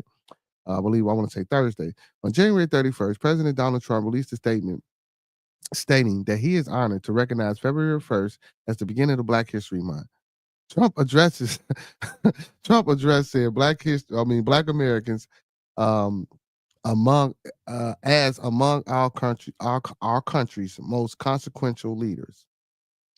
He said Trump begins the address every year. National Black History Month is an occasion to celebrate the contribution of so many Black American patriots who have inevitably shaped our nation's history. He continued throughout our history. Black Americans have been among our country's most consequential leaders, shaping the cultural and political destinies of our nation in profound way. He didn't write this shit. Trump proceeds to name several influential figures in Black history as American heroes, such as Frederick Douglass, Harriet Tubman, Thomas Sowell, and Clarence fucking Thomas. Justice Clarence Thomas. You could have left his ass out of there. He specifically took time to honor Tiger Woods. What the fuck? Oh my God. Trump added he will also never forget the achievements of American greats like Tiger Woods who have pushed the boundaries of excellence in their respective fields, paving the way for others to follow. Black History Month celebrates the achievement of Black Americans and acknowledgments of of their significant contributions to the United States. Established by Carter G. Woodson, it began as a week and has since expanded into a month-long observance, which is bullshit. Carter G. Woodson, I don't even know why you fucking even thought about some shit like that. And not to knock an ancestor or a great man, but goddamn, man, I that shit wasn't for our people, bro. A fucking week and 9 a month, man. You could have fuck that, man. I still say fuck that, bro. It says Trump stated their achievement, and I don't give a fuck who disagree with me. I wish we had some people on, man, because I want y'all to come in and talk shit. Trump stated their achievement, which have monumentally advanced in traditions equally under the law in our great country, continue to serve as an inspiration for all Americans. He concluded promising, and fuck that, Tiger Woods called himself Cobbler Nation, man. He only anyway. He concluded by promising that Black Americans would be able to continue to contribute to a flourishing American society under his presidency. Oh, Trump might got something for you motherfuckers, man. He might got something for you niggas, man. He keeping Black History Month around. You know what I'm saying? He might have something. You know what I'm saying? The National Black History Month, as America prepares to enter a historic golden age, I want to extend my tremendous gratitude to Black Americans for all they have done. Brings us to this moment. I'm sorry, and for many future contributions they will make as we advance in a future of limitless possibility under my administration. According to my association from the Druzy of Life and History, this year Black History Month theme is African Americans and labor. It says Donald Trump presidential addresses come on the heels of another concerning announcement. As previously reported, the Defense Department intelligence agency, the Pentagon has decided that it will cease observance of Martin Luther King. I thought they said they was going to celebrate. Well, maybe I read that wrong. So, and I'm sorry, y'all. So, again, the according to this, okay, I'm glad I'm rereading this shit. According to this, so the military say fuck all them holidays. They ain't honoring none of that shit. You know what I'm saying? So observance will see. No, well, they gonna celebrate it this year, but after this, they not doing this shit no more. Some shit like that. Observance of MLK Junior Day, Pride Month. Okay, I'm sorry. They gonna keep Black History Month, but they not gonna celebrate MLK Junior Day. They not gonna celebrate Pride, the Holocaust Day of Remembrance for the Jews, or the Jewish people, as well as several other cultural events as a response to President Trump's recent ban on diversity, equity, and inclusion programs in the federal workplace. BHM celebration paused as Trump's new defense secretary professes diversity is not our strength. Why isn't diversity your strength? I thought diversity is okay, I guess. I mean, I would see diversity as a strength, being able to have different people from all walks of life, you know what I'm saying, come together, you know what I'm saying, for a common goal so we can beat our enemy. Do you think there's anything wrong with the diversity? It depends on how you look at it. I mean, I told you about the time I got in trouble for saying zesty, right? But that's not diversity though. Yes, it is. How? That's the community. Well, okay, So well, I'm talking about diversity. Okay, you're right. But I'm talking about diversity as far as in the military. You the know, when it comes to military, defending us, the I don't military give a diversity would include like the weight restrictions for women. It would include whether or not you could be gay in the military. It's a lot in there. Like I said, it was a laundry list. I gotta find an article again where it talks about all the things that's removed from the federal level as far as respecting DEI. Well, So like the brother said yesterday that I interviewed, he said shit when he was working for the cable company, shit, or the electric company. Remember, he was like shit. He couldn't get a lot of those jobs anyway because goddamn it, you got to have a fucking weight requirement to even do the fucking job. And he said he wasn't mad at it. Shit, he already knew he was overweight and he couldn't do it, or he was too big and couldn't do it. So he said, "Fuck it, I'll do something else." You know what I'm saying? Like, why not look at it like that? But as far as diversity, when I say diversity, but I get what you're saying, and I know exactly what you're saying. But as far as like fighting for the country. I don't give a fuck if you gay, if you yellow, orange, blue, or brown. If you want to come save my black ass or help save where we living at, put their ass up on the front lines. You know what I'm saying? Like I'm saying not to put them up but I'm just saying I wouldn't mind the diversity, bro. Like, you know what I'm saying? Me personally, I wouldn't mind the diversity as long as that shit don't bother me and don't come in you know in my area. I don't give no fuck about being diverse. You know what I'm saying? This bitch could be. yeah, but I think they want to go back to a stricter time because they make it seem like Trump is trying to rewrite history. Like he wants to go back to a time where you didn't have to worry about somebody getting offended because you're getting smoked, or you get in trouble or go to sensitivity training because you're doing regular drills and things of that nature. Where I got to address you as ma'am, and you clearly look like a man. So why You're a kill? man. Like, come on. Yeah, but Nobody why wants to go kill the through all that whole no more. shit though? Why not just specify that shit? You know what I'm saying? He ain't had to kill that shit like because he already his first law was look, man is man, woman is woman. That's the end of that. Yeah, well, I think that's why he's pulling it too. So See, it's ended. but bro, the white folks started all that bullshit, bro. Like he need to go clip but that's what I'm saying. Because they have listen, we ain't got the power to push, promote, or put shit on TV. We don't own shit. We don't got shit. We can't push no narrative. The only narrative that we push is the narrative that is pushed upon us, that's pushed upon our kids, and we keep that cycle going about the bullshit that they put on us because we seem not to want to care or we seem not to want to take the time out to learn or know better. You see what I'm saying?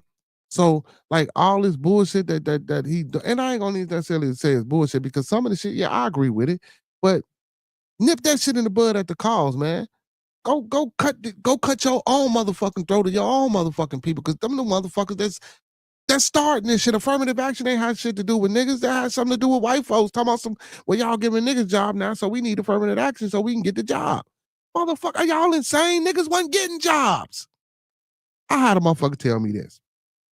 Well, when all the white folks went off to war because they didn't want to send the black folks off to war, that's when the black folks moved in and they started taking the jobs. And then when the white people came back, they got in. This is how the race war started. I mean, the race war started. So when the white folks came back, they seen that the black folks had their jobs, and this is how the gangs and shit started. And then they started fighting and wanted to keep the black folks up out of their houses. And then this is when the government made closer communities for the black folks to stay basically the middle class black folk, for the middle class black folks to stay next to the white folks so they could continue and keep these jobs. Man, we don't get the fuck. That shit sound. Come on, man. So y'all went to war. I can agree with that. When y'all went to war, motherfuckers couldn't do y'all job. But shit, when I read them history books, they say they had them white bitches. Excuse my friends, they had them white bitches up in there doing that work. They ain't say shit about no niggas doing that work. So now, which one is it? Did y'all have them white bitches or did y'all have niggas in there doing them jobs? Come on, man, get the fuck up out of here, man.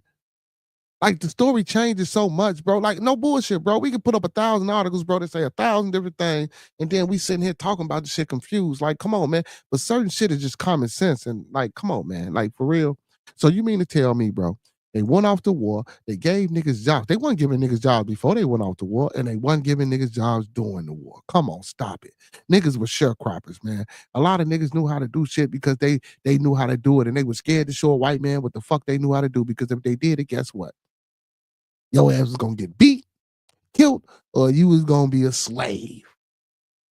Period. If I was running around here, because you know the first thing, oh, so you think you old slick nigga boy, huh? You know what I'm saying? Are you was a fancy nigga boy, huh? Oh, you know how to build shit with your hands. Next thing I know, motherfucker done cut my hand off. Or then broke my hand. Now I can't build some shit.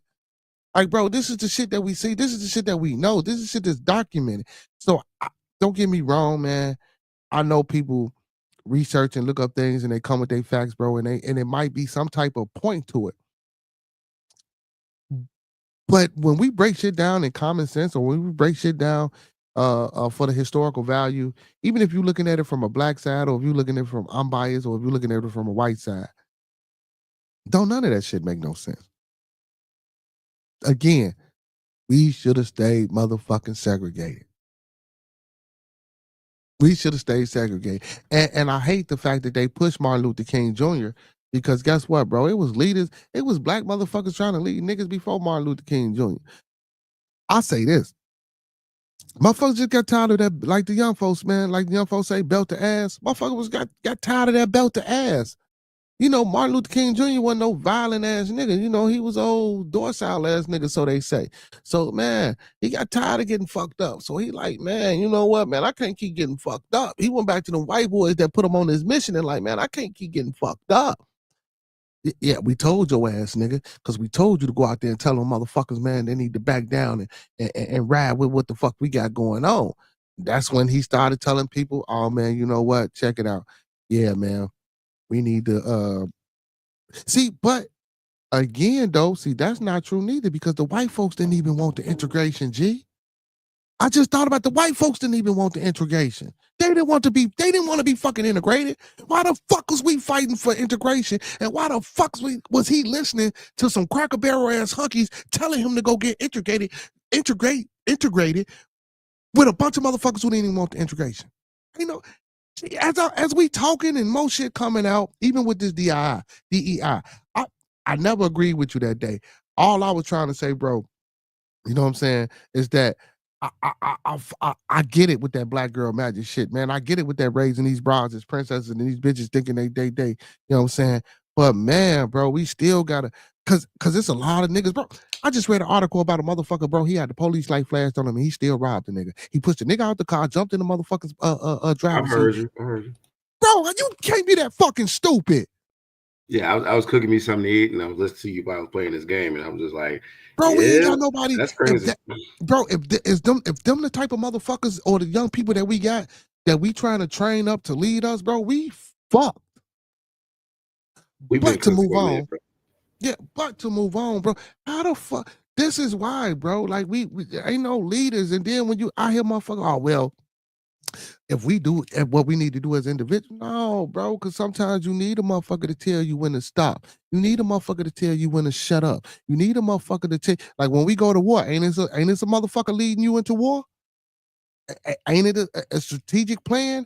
It's a fucking it's a command and a protocol from the motherfucking general to the lieutenants to the sergeants to the first staff sergeant. Yeah. Bro, like, come on, bro. You can't sit here and tell me stop. People need to stop that. We don't need leaders. Yes, you do. And if that's the case, and the same motherfuckers that say they don't need leaders, bro, and they be out here talking about how they don't need nobody to lead them, guess what the fuck they be doing? At the motherfucking poll, at them election offices voting for motherfuckers to lead them. Man, I be looking at my people like, you motherfuckers is ridiculous, man. Y'all can't. Do y'all really believe the shit that y'all be saying?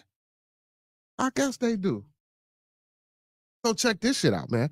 We got some more, man. Trump on fire tonight, man. Check this shit out. So Representative Jasmine Crockett calls Trump federal funding freeze a white supremacist agenda tied to Project 2025. Woo! Yeah, I didn't want to bring that up, but yeah. So I'm saying that everything he's been doing is straight out of the Project 2025 playbook. So, all right, but see, now check this shit out. See, and I keep telling people this. I know people say this Project 2025 shit, bro. but this is my understanding. A lot of these things that y'all saying are Project 2025, if you go back and read the laws that's been made, all these laws, this Project 2025 ain't shit but a reformation of the laws that has been passed to counteract the bullshit against Black folks, gay folks, other immigrants, and people in this city. To what degree? We would have to go back and really pick these laws apart, from dates, time, era to now, and what's going on, how many people been locked up for certain things. You know what I'm saying? That which can be done. Which can be done, y'all. Let me tell y'all, I don't know if I like y'all enough to do all that shit, because I can get down. Because we have to do a comparative analysis, and we have to know the law, and we have to learn what these court cases and shit. Like every time I read a court case, y'all ain't never know how it's always St. Louis and Missouri involved in some shit. What's to that state? What we got up here, man? We got brother Dan Albert. What's going on, brother? How you feel tonight?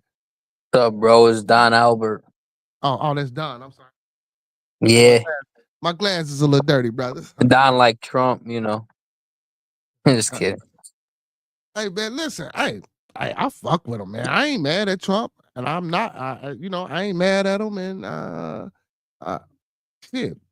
Man, to each his own, man. I try to tell people, bro, it don't matter. I don't give a fuck if it was Kamala Harris, bro. I was just listening to somebody. Well, Kamala Harris say she wasn't gonna do nothing for Black people, and she didn't say she didn't have an agenda for Black. Man, get the fuck out of here. You think if that woman got in office, man, she would really done something for you niggas, even if she told you first. Nah, let's keep it real, dog. She's Indian anyway. She ain't even Black, dog. She's Indian. Thank you. Yeah. Thank you. Oh my goodness, you motherfucking people, man, y'all is ridiculous. And I keep trying to tell people, man, if a Chinese motherfucker is born a Jamaican, do that make him Jamaican? Man, her fucking daddy was born in Jamaica. I wish you dumb motherfuckers would do some research. Her daddy is born in Jamaica, but his fucking parents are Brahmin, meaning they are fucking Indians, bro. And you can't trust those people. Well, I ain't gonna say all that. I ain't gonna say all that. Well, I don't know, man. I don't know. Well, it depends on who you are, man. One of those dudes scammed my grandmama last month, dog.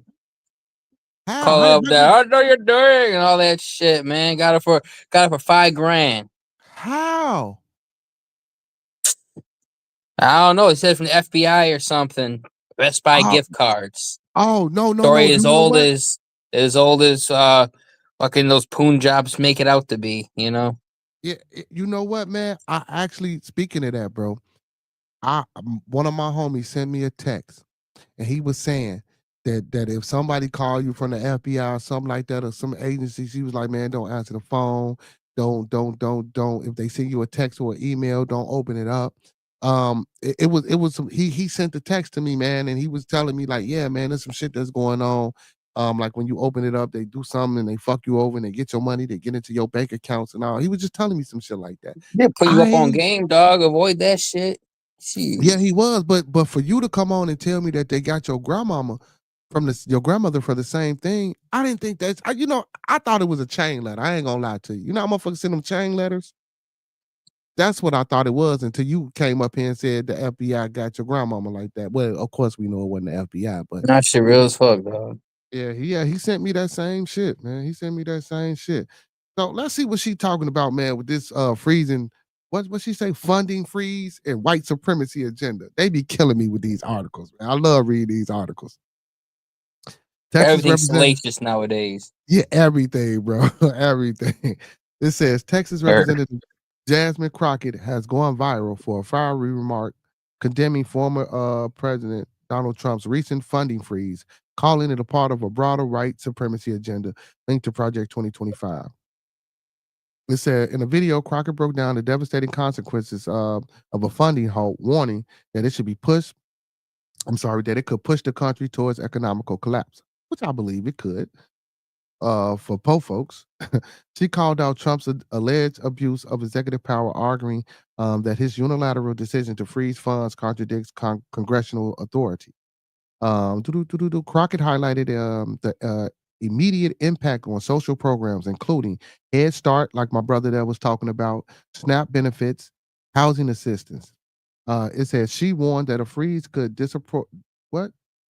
disproportionately harm low income and working class Americans, particularly in the rural areas. Where niggas at, y'all? Let me stop. Rural America, I need you to wake up because for some reason you can't put food on the table. Just know who you need to blame. Your goddamn self. Because if you can't put food on your motherfucking table and you trying to blame this shit on Trump, that's your damn fault. You know what I'm saying? Because guess what? If Miss Harris was in there, y'all motherfuckers still be talking about how y'all couldn't put food on the table. And instead of eggs being $17 a carton, it'd be $22 a carton. God damn it, he want $25 a carton. What's $3 fucking? It don't make a damn difference. But there's a greater issue there. Like when you talk about those programs, like I said earlier, the argument out there I've heard from certain friends is that it's a good idea he's doing it because you have people who stay on those systems and they're supposed to be temporary fixes. So they're saying if you take that away, you kind of forcing individuals like that to get up off their butts and not just sustain themselves or live off that system forever. It's like maybe 6 months to a year, okay, but now you got people on there, for 2-3 years, and it's just a way to just not have to work. So just want to throw that out there. I get that, but what about the medical bro? So all right, so listen, I get this low income assistance for a certain amount of years, right? And let's just say me, I got a plan 2 to 5 years, you know what I'm saying, to get this and come up out of this and woo up the bam. See, and then what people don't know, because that's some bullshit too, bro. Because what people don't know, if you get a job, if you're on low income and you get a job, guess what? You're not fucking low income anymore. See, you never been in that situation, and I ain't never been in that. We've been homeowners, so we own houses and shit. Well, but you get what I'm saying. Listen, if you in low income, bro, and as soon as I go get a fucking job that pays me, I'm not low income no more, and I got to move out of that motherfucker. Or either they're gonna request for me to move, or either they're gonna triple my rent. And now I'm paying market value rent, and it's no longer low income. Now, as long as I don't work, now I get it because it is people. I know a motherfucker that they say that motherfucker was on this shit for 30 years. Now, if you ain't tried to do better or save no money after 30 years of being on low income, you's a know nothing ass motherfucker. I don't give a fuck if you're a woman. I don't give a fuck if you're a man. I don't give a fuck if you're Caucasian, if you're African American, if you're Asian, whatever the fuck. You's a bum. Seems like the gravy train with biscuit wheels is coming to an end, and if people don't make it, isn't that on them? How long can they suck on the teat for? At a certain point, it's like if you don't feed yourself, then goddamn it, don't feed yourself. It's not that important to you. It shouldn't be important to me. Thank right? you. Yes, I, sir. I agree. I fucking No, agree, man. And people get mad. I don't give a fuck if you get mad at me. Listen, I'm not a one. I don't make $100, $200, $300,000 like a motherfucker that got some money. But guess what? I know how to survive, bro. I know how to work with what I got to make what I have work for my people and my family.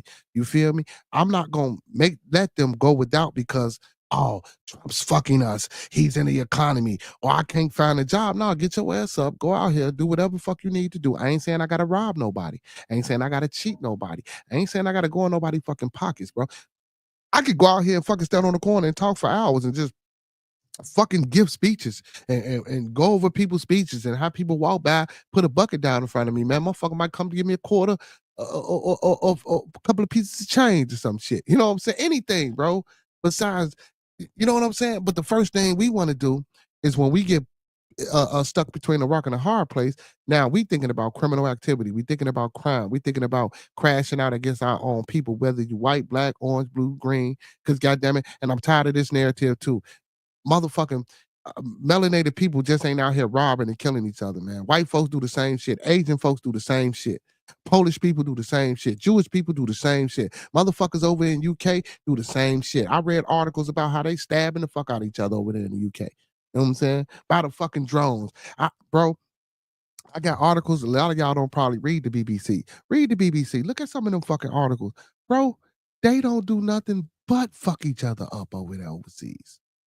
But everybody want to run away from America. I was watching a show, and this brother said he hated America, and he wanted to leave this country. The other brother told him, you know why you hate America? Because your ass ain't been nowhere else. Take your ass somewhere else. This conversation that Don, this conversation that me and you, me, you, and Fox having, we can't go nowhere else and have these conversations. We can't be on no public broadcast sending this message out to the people just because we talking how we feel about motherfuckers. Not saying that we bad mouthing any party. You know what I'm saying? We just giving, our opinions on shit, or we just having a conversation. We can't do this shit in Pakistan. We can't do this shit in Germany. We can't do this shit in the United Emirates. We can't do this shit. No, they kick down your door and come pick you up, man. Yeah, we can't do this shit, bro. This is shit that we can't do. I appreciate them for coming in, man. Hey, Don, man, if you in the building, I know you just jumped off, man. Sub up to the channel, man. Seems like you got some good conversation and discussion, brother. You know what I'm saying? Bearded conversation. Baby, I like that, man. I thought he was gonna come in and act all crazy, man, because it's Saturday night. Yeah, I fuck with it, man. He came in and he was real cool. Hey, man, make sure y'all tap in about this plane crash article too, man. Go look that up, man. But yeah, bro. So, and I'm tired of this white supremacy shit, man. Like, bro, the powers that be, if that's what you want to call them, man, we know white folks run the world, right? We know white folks got more money than niggas, right? Listen, stop saying white supremacy, man. It ain't got shit to do with white supremacy, man. I get it. That's what we want to call it, but in my mind, bro, it's just motherfuckers that's on top want to stay on top. Motherfuckers that's on bottom, they want to keep them on bottom, and then also the motherfuckers that's on bottom seem like they want to stay on the bottom because they don't seem to want to do nothing else. Like you said, look, back to the EBT. Now, what about the kindergarten shit? Now, we spoke on the low income. I agree to the low income. You shouldn't be on low income for the rest of your motherfucking life. But what about the pre-K and the kindergarten, bro? That's education, bro. Like, come on, man. You cutting that shit off? And SNAP, the EBT shit, you can only get that for a certain amount of years anyway before they stop giving it to you. So I don't even know why he cutting that. Now a lot of these non-for-profit organizations, man, if you ain't in tune with the right people, yeah, your funds is gonna get stopped. So you know what I'm saying? Hey, I always vote Republican. So hey, I'm gonna get my funds. You wow. Oh shit. Oh man. Hey, bro, you know how many niggas hate me right now? I can't even say nothing like this. Hey, man, y'all might call that an ignorant ass statement if y'all want to, man. But look, shit, I'm a Republican, goddammit, so they gonna give me my little tools and fuse. Shit. Hey, man, I gotta get you some more shirts too, man. This nigga, Mr. Nobody, man, gotta get back on his business, man. You know what I'm saying? So we can get y'all some shirts. I'm supposed to be making shirts for all my fucking moderators, at least the ones that's here, like you, Remo, Miss Gigi. I'm supposed to have y'all with a couple of fresh shirts and shit, man. My moderators, that's the way I was gonna mail them, you know what I'm saying, hit them up with a couple shirts and a hat for a package. Shit, I was gonna pay for it or get it all. But yeah, man, I gotta get y'all some more shirts and shit, man. But anyway, back to this shit, man. So rural America, I read that part. It says the Texas lawmaker also predicted a looming government shutdown. Oh my God, here we go. Not again, another government shutdown. So are they disagreeing with Trump? So is this a minute? So is it only the people that he hired that's rocking with him? So are the other Republicans against the shit that he's doing? I know the Democrats are, but I hadn't heard any pushback from the other Republicans. Are they giving any resistance to any of the things that he's doing? I don't Have think you so. heard? Yeah. I don't think so. It said, mark my words. I could be wrong, but I think we're going to end up shutting down the government on March 14th. She accused the Trump of treating the federal government like one of his failed business ventures, saying he has a track record of bankruptcy, a track record of not paying his bills. Crockett urged Americans to stay vigilant and support state's attorney general challenging the support state's attorney general challenging the freeze in court. A lot of organizations have decided they are going to engage in litigation, she noted, emphasizing the importance of legal battles in countering the administration's overreach. Her comments have sparked widespread debate, with supporters praising her for speaking out while critics dismiss her claims as alarmist. As uncertainty looms over a federal funding, Crockett warns warnings continue to gain traction. It says the Post Representative Jasmine Crockett calls Trump federal funding freeze a white supremacy agenda tied to the 2025 appear first on Shine My Crown. I don't know what the fuck Shine My Crown is. I guess that's, I don't know. But man, that sound more like this shit sound more like but as we get to reading articles, I don't really see no white supremacist shit. I mean, you can look at it like that, you know what I'm saying, coming from you know, our ethnic background if you into this shit. I mean, and people can call me stupid and people can say, "Oh man, brother, for you to be so intelligent," you know, I just don't see no white supremacy shit. And if it is, I ain't mad at it. I'm not. Fuck, why would I be mad? You know what I'm saying? You know how many challenges and shit we face, you know what I'm saying, being this color, you know how many challenges and shit we face? It just period, bro. You know what I'm saying? Like, that shit don't bother to me, man. It ain't shit but another obstacle, another wall to climb, another ocean to swim through. You know what I'm saying? Some more animals I gotta go out here in the motherfucking jungle and tame. You know what I'm saying? That's all the fuck it is, bro. You know, they keep pushing that white supremacy agenda. How long can we keep saying that shit, bro? Like, are we saying that shit now because we believe it don't exist when we know it exists? If that's what you into, why do we keep pushing that fucking same puss ass narrative? Fuck that white supremacy shit. You know what I'm saying? I ain't saying you should be a black supremacist neither, but fuck that shit, bro. Cause I'm gonna tell y'all, I keep telling y'all this shit. In a minute, bro, we need to be together as a people, brother Fox. Cause in a minute, man, it ain't gonna matter whether you black, white, Asian, Arab, Indian, Jamaican, Haitian, Caribbean. If you ain't in tune and you ain't voting Republican, your ass is fucked up. I got my car. My car say Republican. I got a big R on my shit.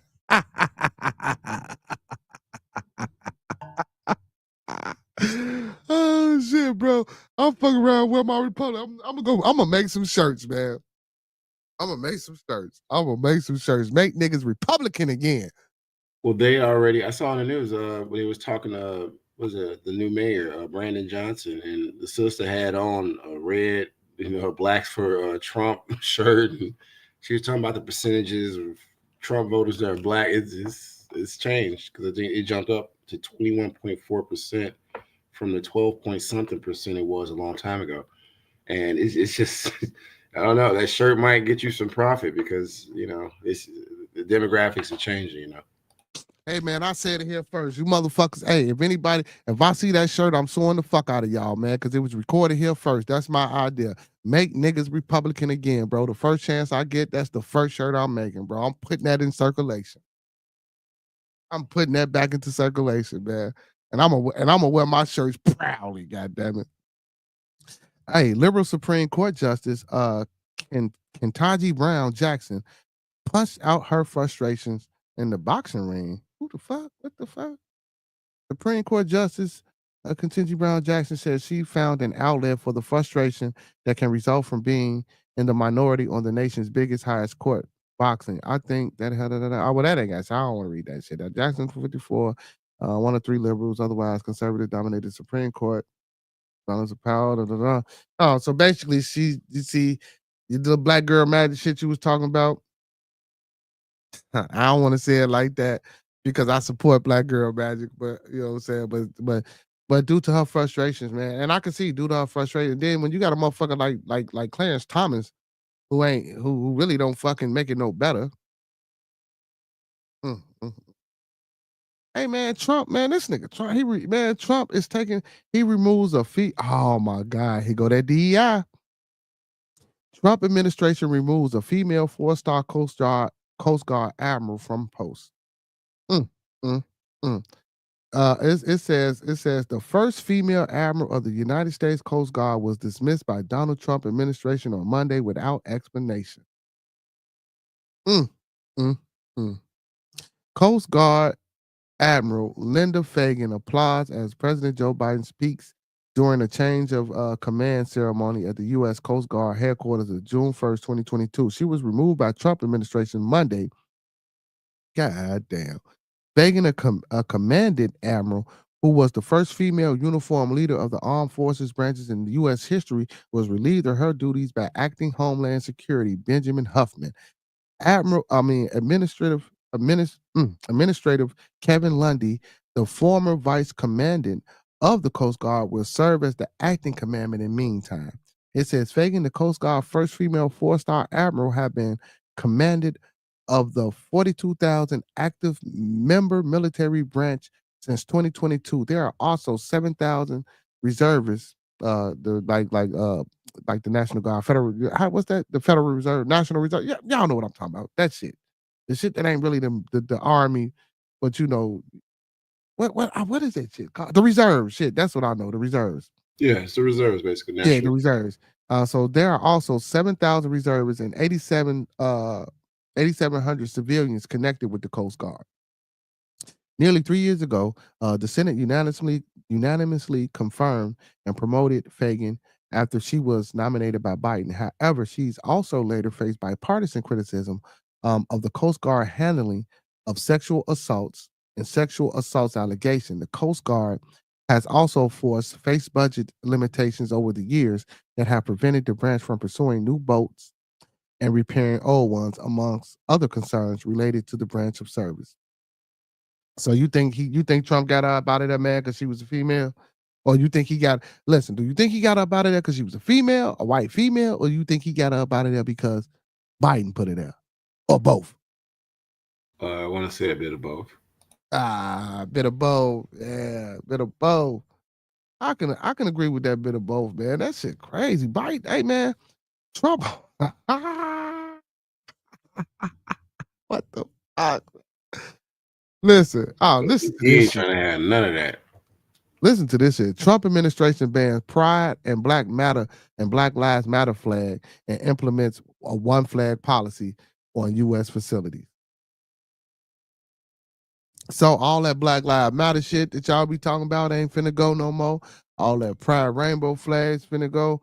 I guess he only wants the United States flag of America. I don't know. Let's see. Donald Trump has been busy. Yeah, singing some controversial executive orders since he was sworn as the 47th president, man. I'm going to play that, man. No, I'm going to be quiet. I'm going to my shit. You know what I'm saying? The 47th president of the United States, and the Statement Department is now following his lead. The State Department has issued a new order called the One Flag Policy, where Pride and Black Lives Matters are now banned from being flown on certain buildings in America, which has led to the backlash from certain groups of people online. I hope niggas ain't mad. Excuse me. I hope my melanated brothers and sisters, you know what I'm saying, ain't mad about the Black Lives Matter flag. I hope y'all ain't mad about that shit, because that shit did a help. podcast on that already a long time ago.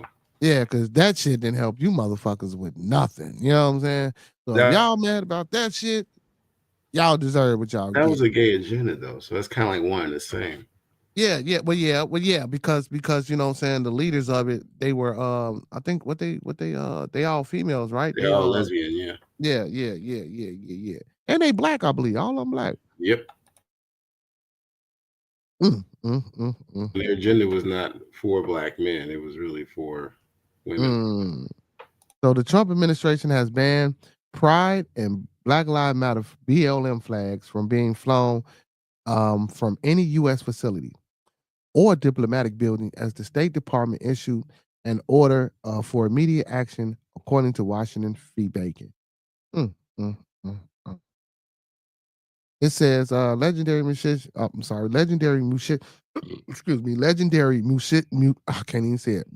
family threatens Donald Trump with lawsuit after song willfully and brazenly used at a rally. Damn. Snap up a lifetime. No. It says the Washington Free Beacon obtained the text reporting that it states, starting immediately, only the United States of America flag is authorized to be flown or displayed at U.S. facilities, both domestic and abroad, and featured in U.S. government content. So if you overseas and it's American building, if you got the Pride flag or you got the Black Matters flag, or you got anybody other flag, they shutting that bitch down. They gonna know who did it, and they gonna lock your ass up. I'm just saying, that's just what it sounds like to me. The flag of the United States of America united all Americans under the universal principles of justice, liberty, and democracy. The statement continued. Now, that's some bullshit. I ain't mad at the getting rid of the flag or whatever the fuck you want to do if that's some personal shit. But this statement that I just read, the flag of the United States of America, that shit, that's some old bullshit, y'all. That's some bullshit. All right. The flag of the United States of America, united all Americans under the universal principle, that's some bullshit. Because that flag ain't unite me or nobody like me under no motherfucking universal principles. I'm just sorry. I'm sorry. Especially not about no motherfucking justice, because there's too many of us getting unjust and mistreated.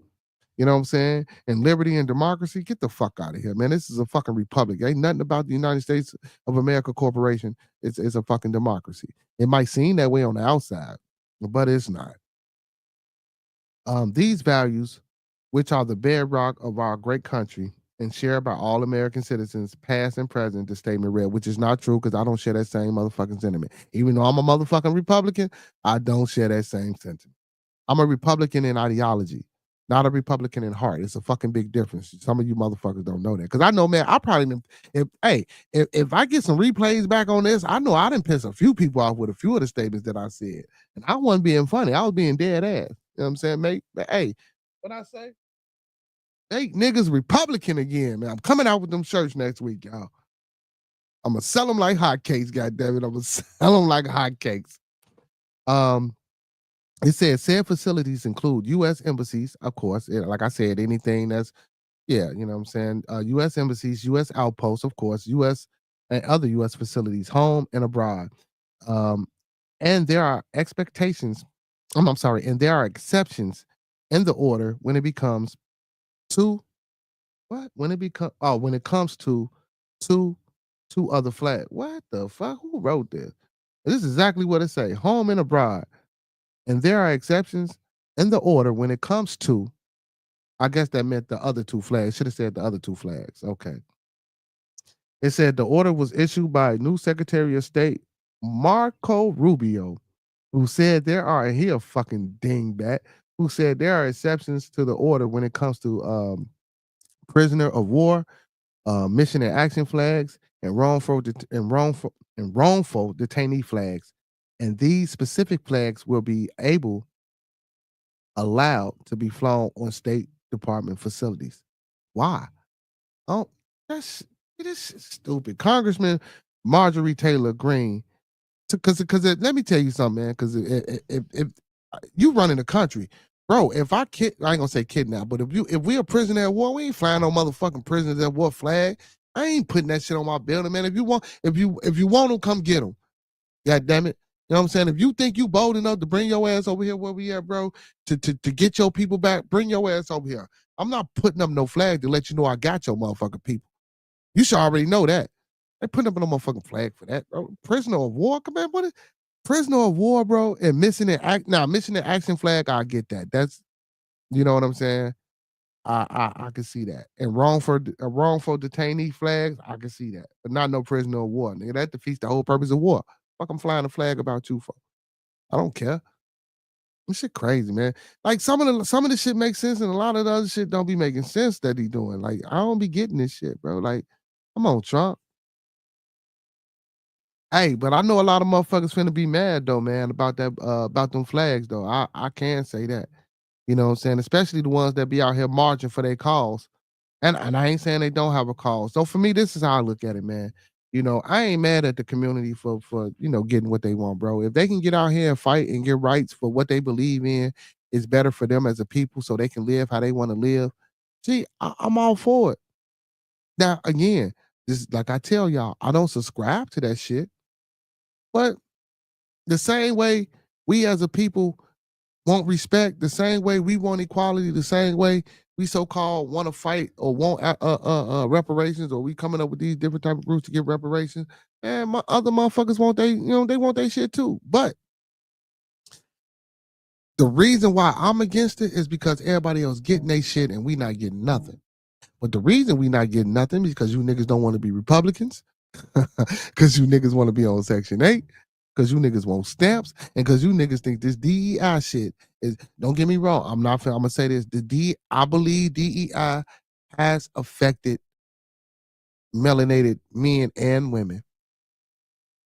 Not only due to the fact that men and women are part of that community, small businesses, shit like that, da da da da.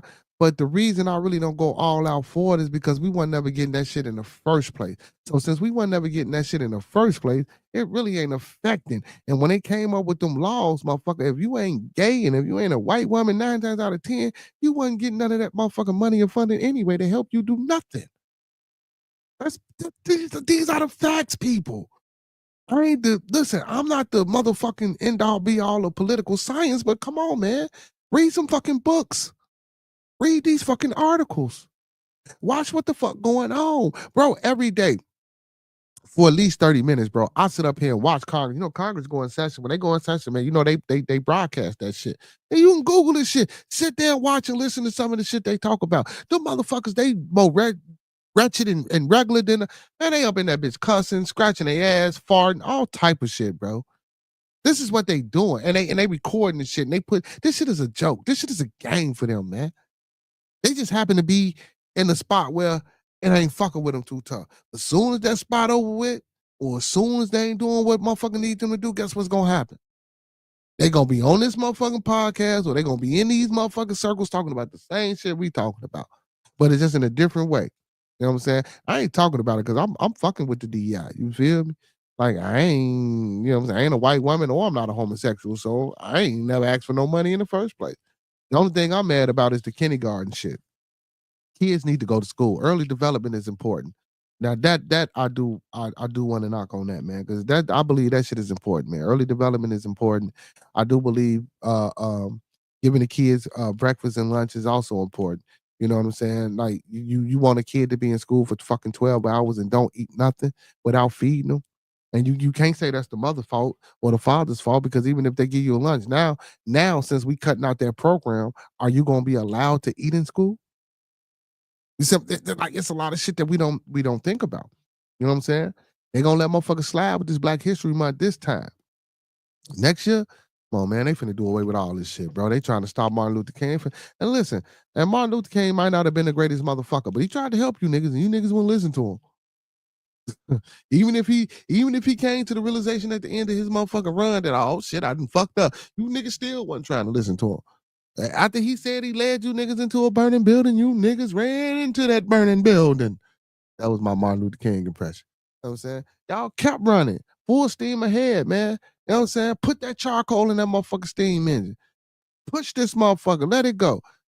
We didn't have nobody step up and be a leader, or nobody step up with this so-called woke or conscious movement or whatever the fuck, or Pan-Africanism, and say, damn, y'all, stop running. Turn around. Let's go back. Nobody did that shit. I just watched some shit, man. I didn't watch it all the way because it was like 5 hours. I just watched another lady, man, you know, shit on Marcus Garvey. You know, about how, I don't know how true this is. I got to go back and finish watching the shit. She was talking about how Marcus Garvey was in line and in tune with the KKK, and how he wanted everybody to go back to Africa, even though he wasn't from Africa and nobody wanted to go. And he wound up getting killed and shit. See, I think people take messages the wrong fucking way, man. Yeah, do I fundamentally align with all the views and values of Pan-Africanism? No. The economical part, as far as developing and getting money for my people, I agree with that part. But all that back to Africa shit, that was for him. That wasn't for me. All that Ku Klux Klan shit, that was for him. That wasn't for me. I don't know if it was true. I don't want to really promote nobody else's channel because but I seen it on somebody else's channel. If y'all want to go check it out, the channel is called Hidden in the Real. Well, nobody that I don't do business with. I ain't gonna say necessarily I don't want to say do business with, but you know, I try to support those who support me. You know what I'm saying? But I don't know her per se, but you know what I'm saying? Yeah, but if y'all want to go check it out, it's called Hidden in the Real is the name of the channel. Go check it out. She did something about again, like I said, about Marcus Mosiah Garvey, man, and how he wasn't, you know what I'm saying, such a good person. And what's crazy is, man, as I was watching this, brother, You know, we used to do the Marcus Garvey Day Parade in Inglewood where we pass out supplies to school and shit. And we used to pick a Marcus Garvey. I don't know if you remember that, brother Tyler, Marcus Garvey King and Queen and shit. You know what I'm saying? When we used to do this event with I Tola. remember it. Yeah. Yeah. I would love for one of them motherfuckers to see this shit. And what you think, brother? Tell me what you think, brother. Brother. Is it any truth to any of this, brother? I'm talking But about again, Stacks, though, Preacher, and them, and Graylin, and all. Boy, they have a field day. Yeah. See, but again, bro, I don't know if it's truth to it, right? To any of it. But what I will say, I can believe that it might be some truth to some of it. To what degree, how far, I don't know. But I will say this. You know what I'm saying? A lot of times, man, when we thinking a motherfucker doing something good or something great for us, bro, so I don't want to blame that. Like that statement that I asked earlier and that I had on last Saturday show about Martin Luther King leading destroying the community. I don't want to believe that, bro. I can't say that. If anything, you destroyed your motherfucking self, bro. Because when you start off, bro, and you know you got a motherfucker leading you, bro, you still got to have some type of fucking common sense. You still got to know, look, this ain't finna work. Just like Kim Jong Un. Kim Jong Un. You not a fucking ally of Russia? Did you really think that motherfucking Putin, bro? Did you really think he was going? Come on, man. As another leader, bro. We running country. I'm sending you help. Who you thought was gonna go out there first to die? I'm gonna send y'all ass out there. They been whacking us out. And then I'm mad at you because I sent you the help and I get your people whacked. Or you get my people whacked. But I'm mad at you. Bro, when I sent you them 10,000 motherfuckers, guess what? I knew they was expendable. I had to know that. I'm just saying, bro, I had to know that. Especially if I'm giving you that help. Now, I ain't saying that all 10,000 had to drop like they did, but god damn, I'm expecting at least 2/3 of them motherfuckers to be gone. You feel me, bro? Like, that's just war, bro. You come on, Fox. Come on, bro. Tell me you need 10,000 troops, bro. I send you 10,000 troops. Or vice versa. And you send me 10,000 troops. How you gonna get mad at me because I'm using these motherfuckers to go kill some people and they wind up getting killed in the process? That's fucking asinine. I mean, I can't get mad at it. I mean, that's what they were sent for. Thank you, bro. Like that. See, this shit is a joke. This shit is a game. This government ain't shit. America ain't shit. Russia ain't shit. Europe ain't shit. Overseas ain't shit. Africans ain't shit. You know what I'm saying? Like, the sooner y'all come to the realization that we in a fucking country, that we live in a world of people who ain't shit. You know what I'm saying? As far as the powers that be, and since the powers that be ain't shit, guess what? The low life mother, I don't want to call us the low life, but the people that's lowest on the totem pole, we tend to not to be shit. You know what I'm saying? Whether you want to call yourself middle, upper, or upper middle, lower poverty line, or right above the poverty line, that's why we ain't shit. Our leaders ain't shit. You know what I'm saying? The people that we looking up to ain't shit. So I would expect us not to be shit. I would expect us to have the type of mentality and thinking and shit that we have. You know what I'm saying? I really do, man. I really fucking do. I really fucking do. And guess what? And I'm gonna stay a motherfucking Republican until you motherfuckers jump on this United States Pan African, this United States Melanated Pan African political party, man. Y'all can change me now. You know, hey, shout out to us, Pap, man. Us, Pap in the chat, man. United States Pan African Melanated Political Party, man. I'm willing to come back. I'm willing to come back, bro. You know what I'm saying? If I get enough people to pull me back, bro, I'm willing to come back on some shit that I want to implement and start. You know what I'm saying? But until then, man, if I can't get nobody, man, hey, I'm rocking. Hey, I'm 2025. Nah, I'm bullshit. Nah, I wasn't bullshitting about the Republican part. I was bullshitting about the 2025 part. Just I want to let motherfuckers know, be clear about that.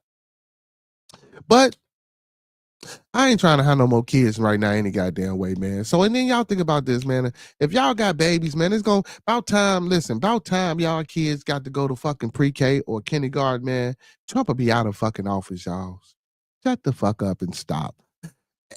Oh, so I got a question for you, Brother Fox, which I think is a good question. If Trump does put all this shit into play and we got to deal with this shit for 4 years, The next president come in as he gonna do a reset too, a great reset as well. Do you think the next person gonna change any of the shit back to where it used to be, or do you think the next motherfucker gonna continue to rock off what Trump doing, regardless? Listen, and I'm talking about because Democrats ain't shit neither.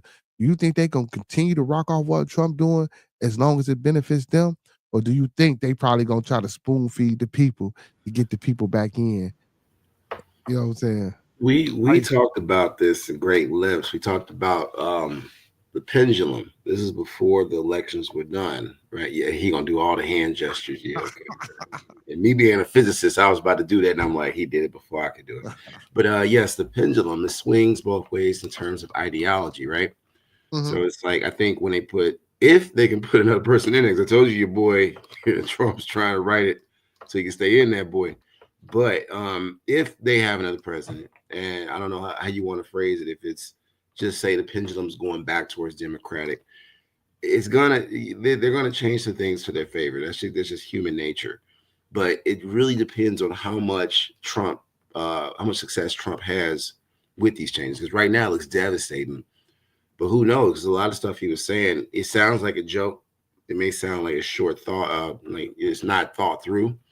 But a lot of stuff he's been doing, and as you do further research, it does make sense, right? So I think there's always going to be a swift change, a swinging of the pendulum towards new ways of doing it. But if he has some level of success with all these crazy changes, they might just enforce them. So the only time can tell with these 4 years, and then seeing afterwards. I think 4 years, me and you be close to our 50s, so we won't really care at that point. It was just a survival mode. Yeah. Hey, last topic of discussion before we get up out of here, man, because I'm a little hungry. Give me something to eat, man. I've been on for 3 hours. Ain't we almost 3? Yeah. So check it out. Yeah. Obama Center subcontractors filed a $40 million discrimination lawsuit against engineering firms for overrun. So I got two back to back. I'm gonna read a little bit of both of them. I just want to see what this shit is about. So a Chicago-based subcontractor is suing one of the firms involved in the managing construction of the Obama President Center for $40 million, claiming racial discriminatory practices forced the firm to do extra work that left it at risk of bankruptcy, according to the lawsuit. It says Robert McGee, the owner of 2-in-1, which provided concrete and rebar services for the center starting in 2021, filed the lawsuit in federal court last month against New York-based Thornton's Tomasetti, which oversees the structural engineering and design services on the $830 million project. It says McGee claims that Thornton Tomasetti changed the standards and imposed new rules around rebarring, spacing, and tolerance requirements that differ from the American Concrete Institute standards, which resulted in excessively rigorous and unnecessary inspection and massive overturns. It says this McGee claims incurred extensive paperwork that impacted productivity, resulted in millions in losses, according to the lawsuit. However, Thornton Tomasetti defends its action nearly a year ago, writing a memo to the lawsuit that the subcontractors were questionably qualified, and the delays were due to their own shortcomings. First of all, man, how the fuck do you know if these people were questionably qualified? So that means you motherfuckers was just hiring people and didn't do your due diligence. If you working on an Obama Center, bro, or if you working on some type of center, man, especially with the president's name or any type of building, man, I want the best of the best. Like, I don't give a fuck, minority or not, bro. If you're not doing what you're supposed to do, man, you can't get on this contract. And a lot of times, man, we don't be wanting to hear that shit. We don't want to be DEI issue again. We don't want to hear about the shoddy work, and I ain't saying white folks don't do it. White folks do it too, man. And you know how many white folks I done seen fucking cut corners and work and do shit? Yeah. But again, if this project cost me $830 million, or the city $830 million, or the state $830 million, why aren't you, as the head project manager, doing your due diligence? And if I'm telling you that this goes against state code and violations, but you saying, see, and again, That's why he probably saying that they ain't qualified or they was questionable about their qualifications. Because once I get to telling you that this ain't how it's supposed to go, and this is what whoop the bam, and you probably telling me, well, fuck this. This Obama said I don't give a fuck about this. You're gonna build it the way I want to build. I don't know. Because we don't know the interworkings. So anytime we read articles and we go off into articles and shit like that, just from reading, I try to, give my own little synopsis or my own little scenario about how it could go or what it should be. And you never know. And sometimes that should be going like that. That's, you know what I'm saying? Again, so it says the Obama Presidential Center is being built near Jackson Park in Chicago and will consist of a planned museum, library, community, and conference facilities. It says the center will house the non-for-profit Obama Foundation, which is overseeing the center's development and operates a scholarship program through the University of Chicago Harris School of Public Policy. It says McGee claims Thornton Tomasetti falsely accused 2-in-1 of lacking sufficient qualifications and experience to perform its work while stating that the non-minority owned contractors were sufficiently qualified. Hell no. So I guess since they was a minority contractor, they weren't qualified. And he tried to change some shit. Or it could have been like they ain't want no niggas working with him. You feel me? That could have been that sound like it too. He said he is seeking to be paid back for roughly $40 million in construction costs. The firm covered itself as long as the joint venture partner Concrete with its joint venture partner Concrete Collective. In a shocking and disheartening turn of events, the African-American owner of a local construction company finds himself and his company on the brink of enforced closure because of the racial discrimination by the structural engineer, the lawsuit reads. It says 2-in-1 and his joint venture partner was subjected to baseless criticism and defamatory and discriminatory accusations by Obama Foundation structural engineer Thornton Tomasetti. However, Thornton Tomasetti claimed in an attached February 2024 memo that the construction costs and delays were all unequivocally driven by the underperformance and inexperience of that subcontractor, 2-in-1. In the memo, Thornton Tomasetti shared images of cracked slabs and exposed rebar. In the memo, Thornton Tomasetti tells Obama Foundation leadership that it spent hundreds of hours reviewing, analyzing, redesigning, and responding to corrective work, and that contractors caused a multitude of problems in the field. Chicago Southside residents say they're being displaced by Obama Center, causing harm to Black families. As Thornton Tomasetti said that the challenges with the concrete were due solely to the performance of the contractors. He said, we cannot stand by while contractors attempt to blame their own shortcomings on the design team and the memo states. It said the memo goes on to state that Thornton Tomasetti and the architectural firm bent over backwards to assist what everyone knows was a questionable qualified subcontractor team in the areas where more qualified subcontractors would not have required it. It said the project has faced problems in the past. Construction was initially anticipated to get underway in 2018, but it was kicked back to 2021. It is scheduled to reopen sometime in 2026. It says some community activists claim that the new center will cause prices for homes and rent to increase and may price many of those increase and may price many of those who live in the area. It says environmental activists has also been critical of the project, arguing that it will remove too many trees and destroying some bird habitats. Activists threatened to sue the block developments, but the plan to build the center was approved shortly after the lawsuit was filed. According to Newsweek, the Supreme Court denied the request to hear the case in 2021. Obama has said he hopes that the center would help promote the city's South Side and bring Chicagoans together. It says the Democratic downplayed those controversies, during the 2021 groundbreaking speech at his site. Man, anyway, fuck that. So Obama. So if this is going to house your non-for-profit center, and it's going to, you want the community to be better, I think you need to be sitting down with the mayor. I think you need to be sitting down with the government. I mean, with the governor, and I think you need to be coming up with an affordable plan for the people in the Jackson State and Greater High Park area and Woodlawn area, because all that community is overlapping right there. You know what I'm saying? You need to really sit down with the mayor and with the governor, man, and see what you're gonna do about. You know what I'm saying? That easy fix. You know what I'm saying about the prices of those houses going up. You know what I'm saying? Now, now could we say this is gentrification? Why everybody voted for Obama and said Obama was the best thing smoking? Is Obama causing gentrification over here in the city? You know what I'm saying? Where we at? You know, because you know what I'm saying, the saying is gonna have its foundation in there, and you goddamn know that foundation, man, you know, his girls getting some of that money after they pass and his mama pass, you know what I'm saying? They mama pass, you know, them that trust and shit, you know, that's how they gonna be getting paid and going to college and shit. I don't know if you man, y'all better learn about how trust and non-profits work. I'm just trying to put the people on game, bro. You know what I'm saying? You know, hey, you know, I'm half Illuminati, half bearded out the dark TV tonight. You know what I'm Oh, saying? here So you go. Here you go. I gotta let the people, you know, I gotta tune the people in, gang. I gotta let the people know what's going on. You know what I'm saying? Nah, I'm fucking with y'all about that Illuminati shit, man. Hey, man, big ups to UX 607. That should be hilarious when I be watching that shit. But again, is Obama bringing motherfucking gentrification in the hood, man? Yeah. Yeah, Barack Obama, president center faces racial discrimination charges.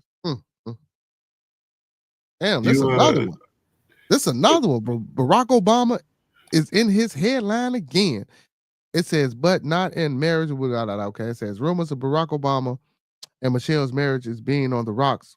World, the internet in recent weeks. I Ooh, ain't get shit yeah. about that. He walked in by himself at the inauguration, and everybody was still sending shockwaves. Like Michelle's sending a message to black men that black women might not be as supportive as we thought they were, or whatever. Because he walked in that joint by himself. Every other former president walked in with their wives. And But maybe she has something to do. And shit, if I was I'm Barack, just telling you how they. Okay, I was yeah, telling but you the I know. optics. I don't know, man. I ain't gonna lie. And if I was Barack, I probably wouldn't have went to that motherfucker. He still showed up. But you know, yeah, because you know, he cousins and shit with Kerry and Bush. You know, them is people's for real. I don't know if I don't know if y'all know that. Them is people's for real. And when y'all try to go look them up, you know what I'm saying? They only let y'all see certain shit. They don't let y'all see everything. Y'all can't even look Trump up like you can look other white folks up. I don't know if y'all know that. Y'all think I'm bullshit. Coach. Listen, you're gonna find out some shit, right? Not find out. You're gonna be able to see certain things. But when you get to going and digging too far, bro, a message is gonna pop up on the motherfucking screen. You can go look up George Bush, you can go look up Ronald Reagan, you can go look up Jimmy Carter. You can't look up Roosevelt. Taft. It's a few that if you try to go and dig, they send a motherfucking red message across. Nope, can't go no farther than this. Who is you? Why you looking for a motherfucker? Da da da Yeah, because by da. then they're tracking your IP address and figuring out what's your deal. Yep, I'm trying to tell y'all. I and the only reason I know this shit and I wouldn't get up here and tell y'all some shit that I don't know what the fuck I'm talking about is because I tried to look the man up and I tried to get some information and shit like that. And I tried to get some simple information. I wasn't even looking them up to expose or to talk How shit recent about was them. this, bro? Not a good. How recent was that when you did this? I want to say maybe Was it during this time frame or was it like years ago? maybe 1 or 2 years ago.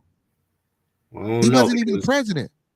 yeah, I got you, but there was rumors already about how Elon Musk was involved with the numbers, the election, and blah blah blah, and then yeah. So I don't want to do a bearded conspiracy or anything, but I'm just saying, dude. Yeah. Oh, yeah, you want the button. You want the button. I didn't. I didn't. I was Let's just see. saying I might be jumping to conclusions, but there's a theory out there about that.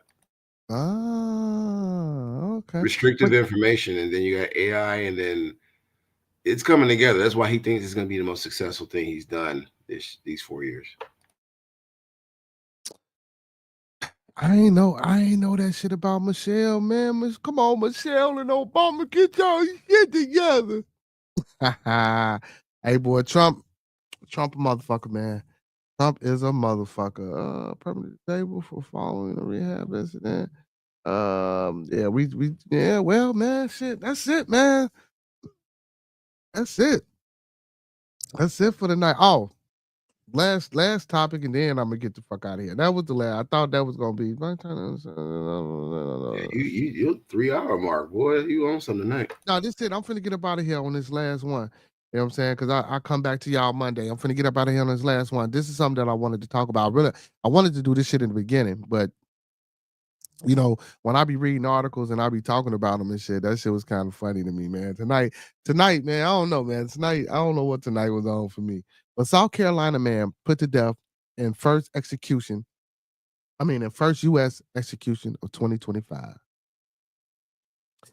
A Marion Bowman Jr., 44, convicted of murdering a high school friend, was put to death in South Carolina in the first execution of the United States this year, South Carolina Department of Correction. South Carolina man convicted of murdering a high school friend was put to death by lethal injection on Friday in the first execution of the United States this year. Marion Bowman Jr., 44, was executed at the prison in Columbia, the capital of South Carolina, for a 2001 murder of 21-year-old Candy Martin. The State Department of Correction said Martin's body was placed in the trunk of her car and was set on fire. Oh man, you killed a female, my boy. God. The fuck you could have never mind. What be wrong with nigga, man? So Bowman, who was 20 at the time, acknowledged selling drugs to Martin, but denied any involvement in her murder and professed his innocence in a final statement. I did not kill Candy Martin, he said. I'm innocent of the crimes I'm here to die for. Wow. It says Bowman said, if his death brings some relief to Martin's family, then I guess I have to serve a purpose. I hope they find peace, he said. Bowman's also read a poem he had written, which included the line, did I take a last breath or a sigh of relief? That's fucked up. It says Bowman has filed numerous of appeals seeking to put off his execution, including the claim that the attorney who defended him at the trial held racist attitudes. Bowman is black, Martin was white. Bowman's attorney also argued that two witnesses who testified against him and received plea deals suffered from credibility issues.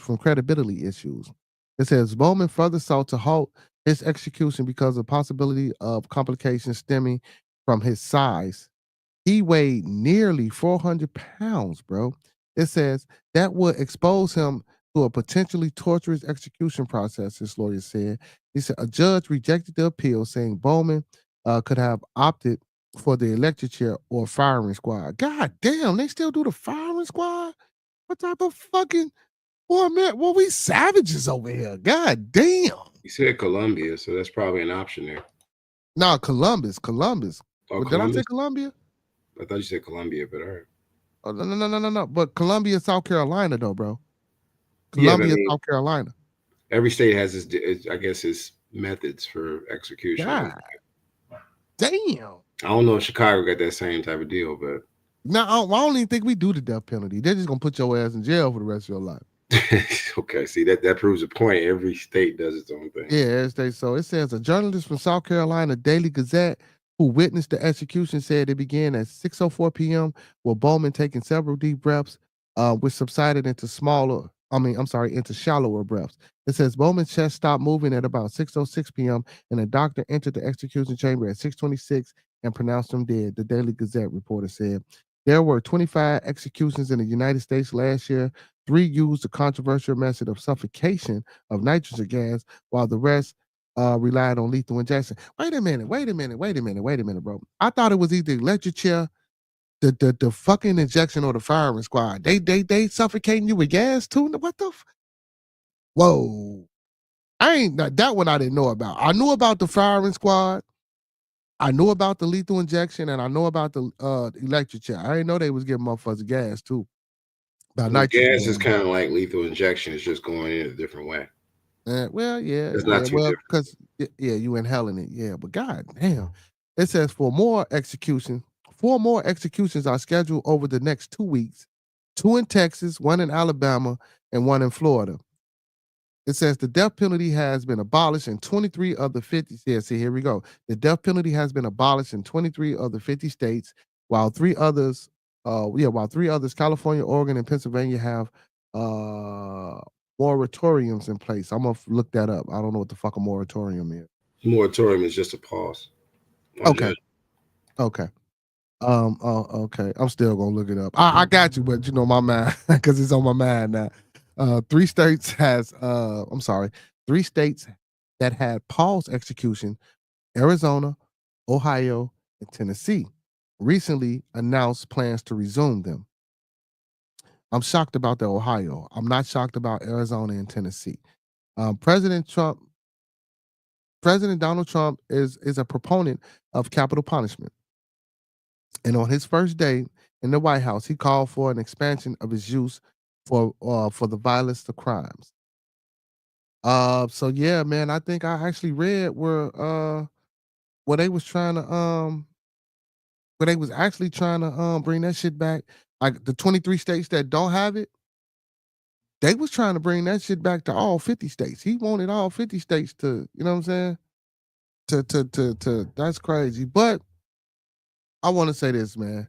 The states that I named, I'm not shocked about the death penalty. And because you got to think about Florida. What we say Florida. What the fuck is Florida? Stand your ground state.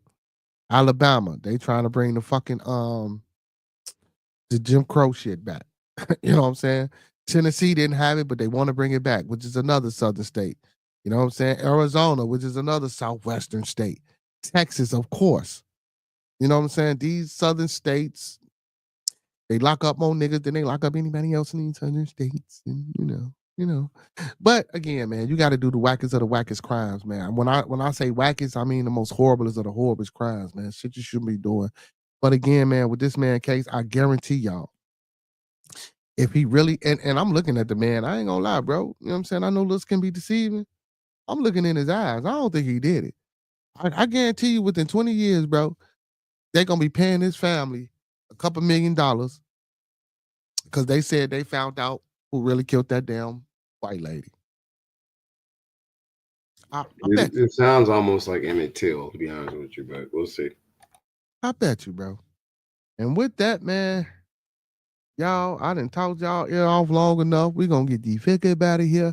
But since we still got you on the panel, man, I appreciate you sitting in, man, and you know, listening to me with my banter and chit chat and you know, and some of my opinions and shit. You know what I'm saying? I gotta be a little bit controversial and shocked sometimes. You know what I'm saying? You know, for the sake of the conversation. But tell the people something good, man. You know what I do, man. Give people some advice. Tell the people something good. Tell them to go fuck themselves. Tell them to jump off a bridge. To tell them to vote for Trump next year. You can't vote for him next year because I know, man. I was being okay. Yeah, I'm gonna say, where are you going? He's tired. But no, honestly, I was listening, like I said, cooking. I was playing Indiana Jones in the back, and I listened to your conversation, and this conversation has come up amongst brothers in the order, and I just got to put it out there for the good of the order. Like, you got a point. It's coming to a part where the part in time we get back to working with each other. Stop being sensitive about arguments or arguing off of the slightest thing. Because it's like remember that statement where they always say, all we got is us? You're going to start seeing that come back a lot more nowadays, especially with the divisions and these old traditions are resurfacing. Like, not to throw it off base, but it's like they're really talking about how the alt-right and Nazi type of thinking is coming back. So, you know, as a counter, you know, and as a thing to keep everybody at peace, try to work on understanding each other better. That's what I would say this show is about. Try to see, you know, what's right, what's wrong about this situation with Trump being in office. Do your due diligence, your research, as we say as Masons, and you know, try to work together on rebuilding our communities and infrastructures, because this man is really rewriting history. And I don't know if it's good or bad, but the only catalyst we have is to work greater with one another in education, communication, and you could say spirituality, but we kind of divide with the religious thing. So great show. Hats off to you, bro. And I'll try to see you on Monday. Yes, sir. And if all else fail, make niggas Republican again. He's silly. I'm rocking with that, G. I'm gonna make me some shirts, bro. I got folks. I'm gonna make me some motherfucking make niggas Republican again shirt. But no, man. On a serious note, man. Hey, man. Big ups to Fox Down for hitting the panel tonight, man. It's always a pleasure when that brother come in, man. Hey, you know whether he talking shit, starting shit, or whether he on point with the conversation, or whether shit he got his own opinion. You know what I'm saying? I rock with everybody's opinion, whether I agree with it or not. I love for people to come up here and get a opinion, man, and let's have this discourse. You know, I know what we talk about, man, ain't for everybody to agree with. I know the discussions we have, we're not gonna always agree. But like he say, man, we gotta come to the realization that at the end of the day, man, this is a people's thing. This is about us. We need to come together, man. We need to come together, you know what I'm saying, especially as a melanated group of people, you know, and before we can come together, and this is before I get up out of here, this is one of the reasons why I say segregation was important, because we can't come together for each other. How can we come together to be helpful towards another group of people if we can't help ourselves? So with that being said, man, I just want to let y'all know, man, I love y'all, man. Thank you for tuning in, man. Without y'all, it wouldn't be no bearded conversation. And man, let's keep everybody in our thoughts, prayers, views, and meditations. Let's keep everyone in our thoughts, prayers, views, and meditations. One last time. Let's keep everyone in our thoughts, our prayers, our views, and our meditations, man. Hey, and don't forget those 5 key components: love, peace, respect, motivation, and inspiration. That's what we about here on Bearded Conversation, man. You know what I'm saying? So with that being said, man, all superheroes don't wear capes, but they still need their theme music, man. So to all my superheroes, all my Beardonians, and all my beautiful people, man. Hey, matter of fact, I got some new theme music for y'all tonight, man. We ain't gonna end with the show theme music because y'all know what it is, man. It's what's the date? It's Saturday, man. You know what I'm saying? So we gonna end it out with a little different flavor, man. You know what I'm saying? We gonna end it out with some Ricky Black, man. You know what I'm saying? I didn't like this song at first, man, but this turned out to be one of my joints, man. So we gonna end this motherfucker on Ricky Black. We out this motherfucker here for the night.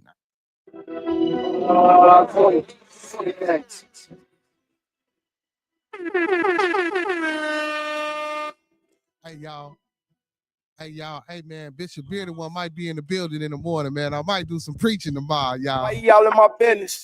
Nah, nigga, don't do that. Why y'all in my business? All in his feelings cause he Can't get his bitch back. Why y'all in my business? Smoke this homie. Hey man, Ricky Black, man. Hey y'all, don't forget to tune in every Monday through Thursday. Hey, to Bearded Conversation, Real Men Talk, man. And don't forget to check us out on Friday, man. Bearded Studios, Real MCs Talk. And every motherfucking Saturday, be in the building, man, for the After Dark Conversation.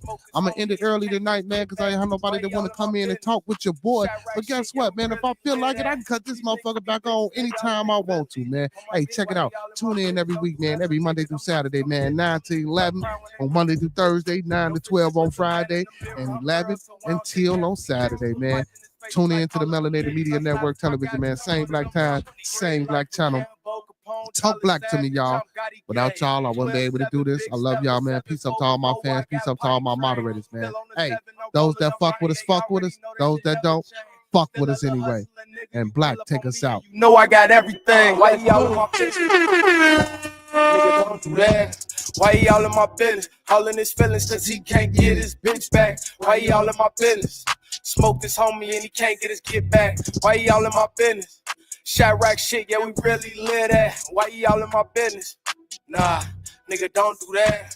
Why y'all in my business? All in his feelings cause he can't get his bitch back. Why y'all in my business? Make niggas Republican again. And he can't get his kid back. Yeah. Why y'all in my business? Yeah. Shot rack shit, yeah, like we that. Really live that. Funny, I be super sick, niggas say something. Why these niggas whole life be made up? We really shoot niggas in real life, it's regular. Man, I'm trying to tell them it's real, ain't don't get sprayed up. Pull up in the telly like I stole it. Boy, y'all know that I ain't smoking a cigarette, I ain't rolling. Scooby snacking nuts. Like a Rolex, pocket full of money, never bitch up on the homies. Nigga, no amount of money make me switch up on the homies. Man, I put that on the gang. This ain't no chain, it's a trophy. My reputation is golden. I bought a bank, but then sold it right after I put in that work. I went back on the block and reloaded, unloaded, reloaded, unloaded, reloaded. My target get loaded, my jerk on my load. Green light for house and Gotti Capone, $sign, bitch, I'm 20 gang.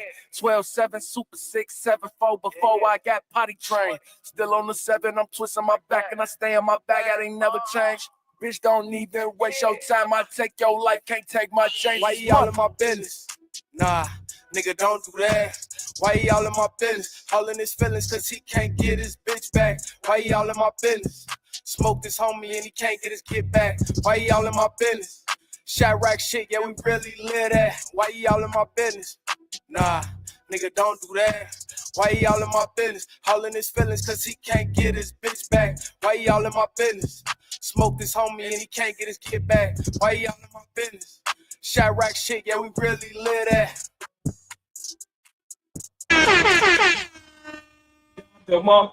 bang, bang, bang. Shit like that. Shit like that. Shit like that. Shit like that. Hey, appreciate everybody, man. All my followers, fans, viewers, and subscribers, man. And all the new people that subbed up to the channel, man. I appreciate y'all for tuning in. I appreciate y'all for checking me out, man. Peace and blessings to everybody again, man. Big ups to Master Teacher, man, for hitting the panel tonight. Yo, man, y'all know what it is, man. When we come in each other's presence, man, we always meet on a level. Once we're in each other's presence, man, we always be humble and plumb. And when we leave each other's presence, but we always part on the square, man. Until next time, man, you know what I'm saying? Check me out. I love y'all. Peace and blessings, and good night.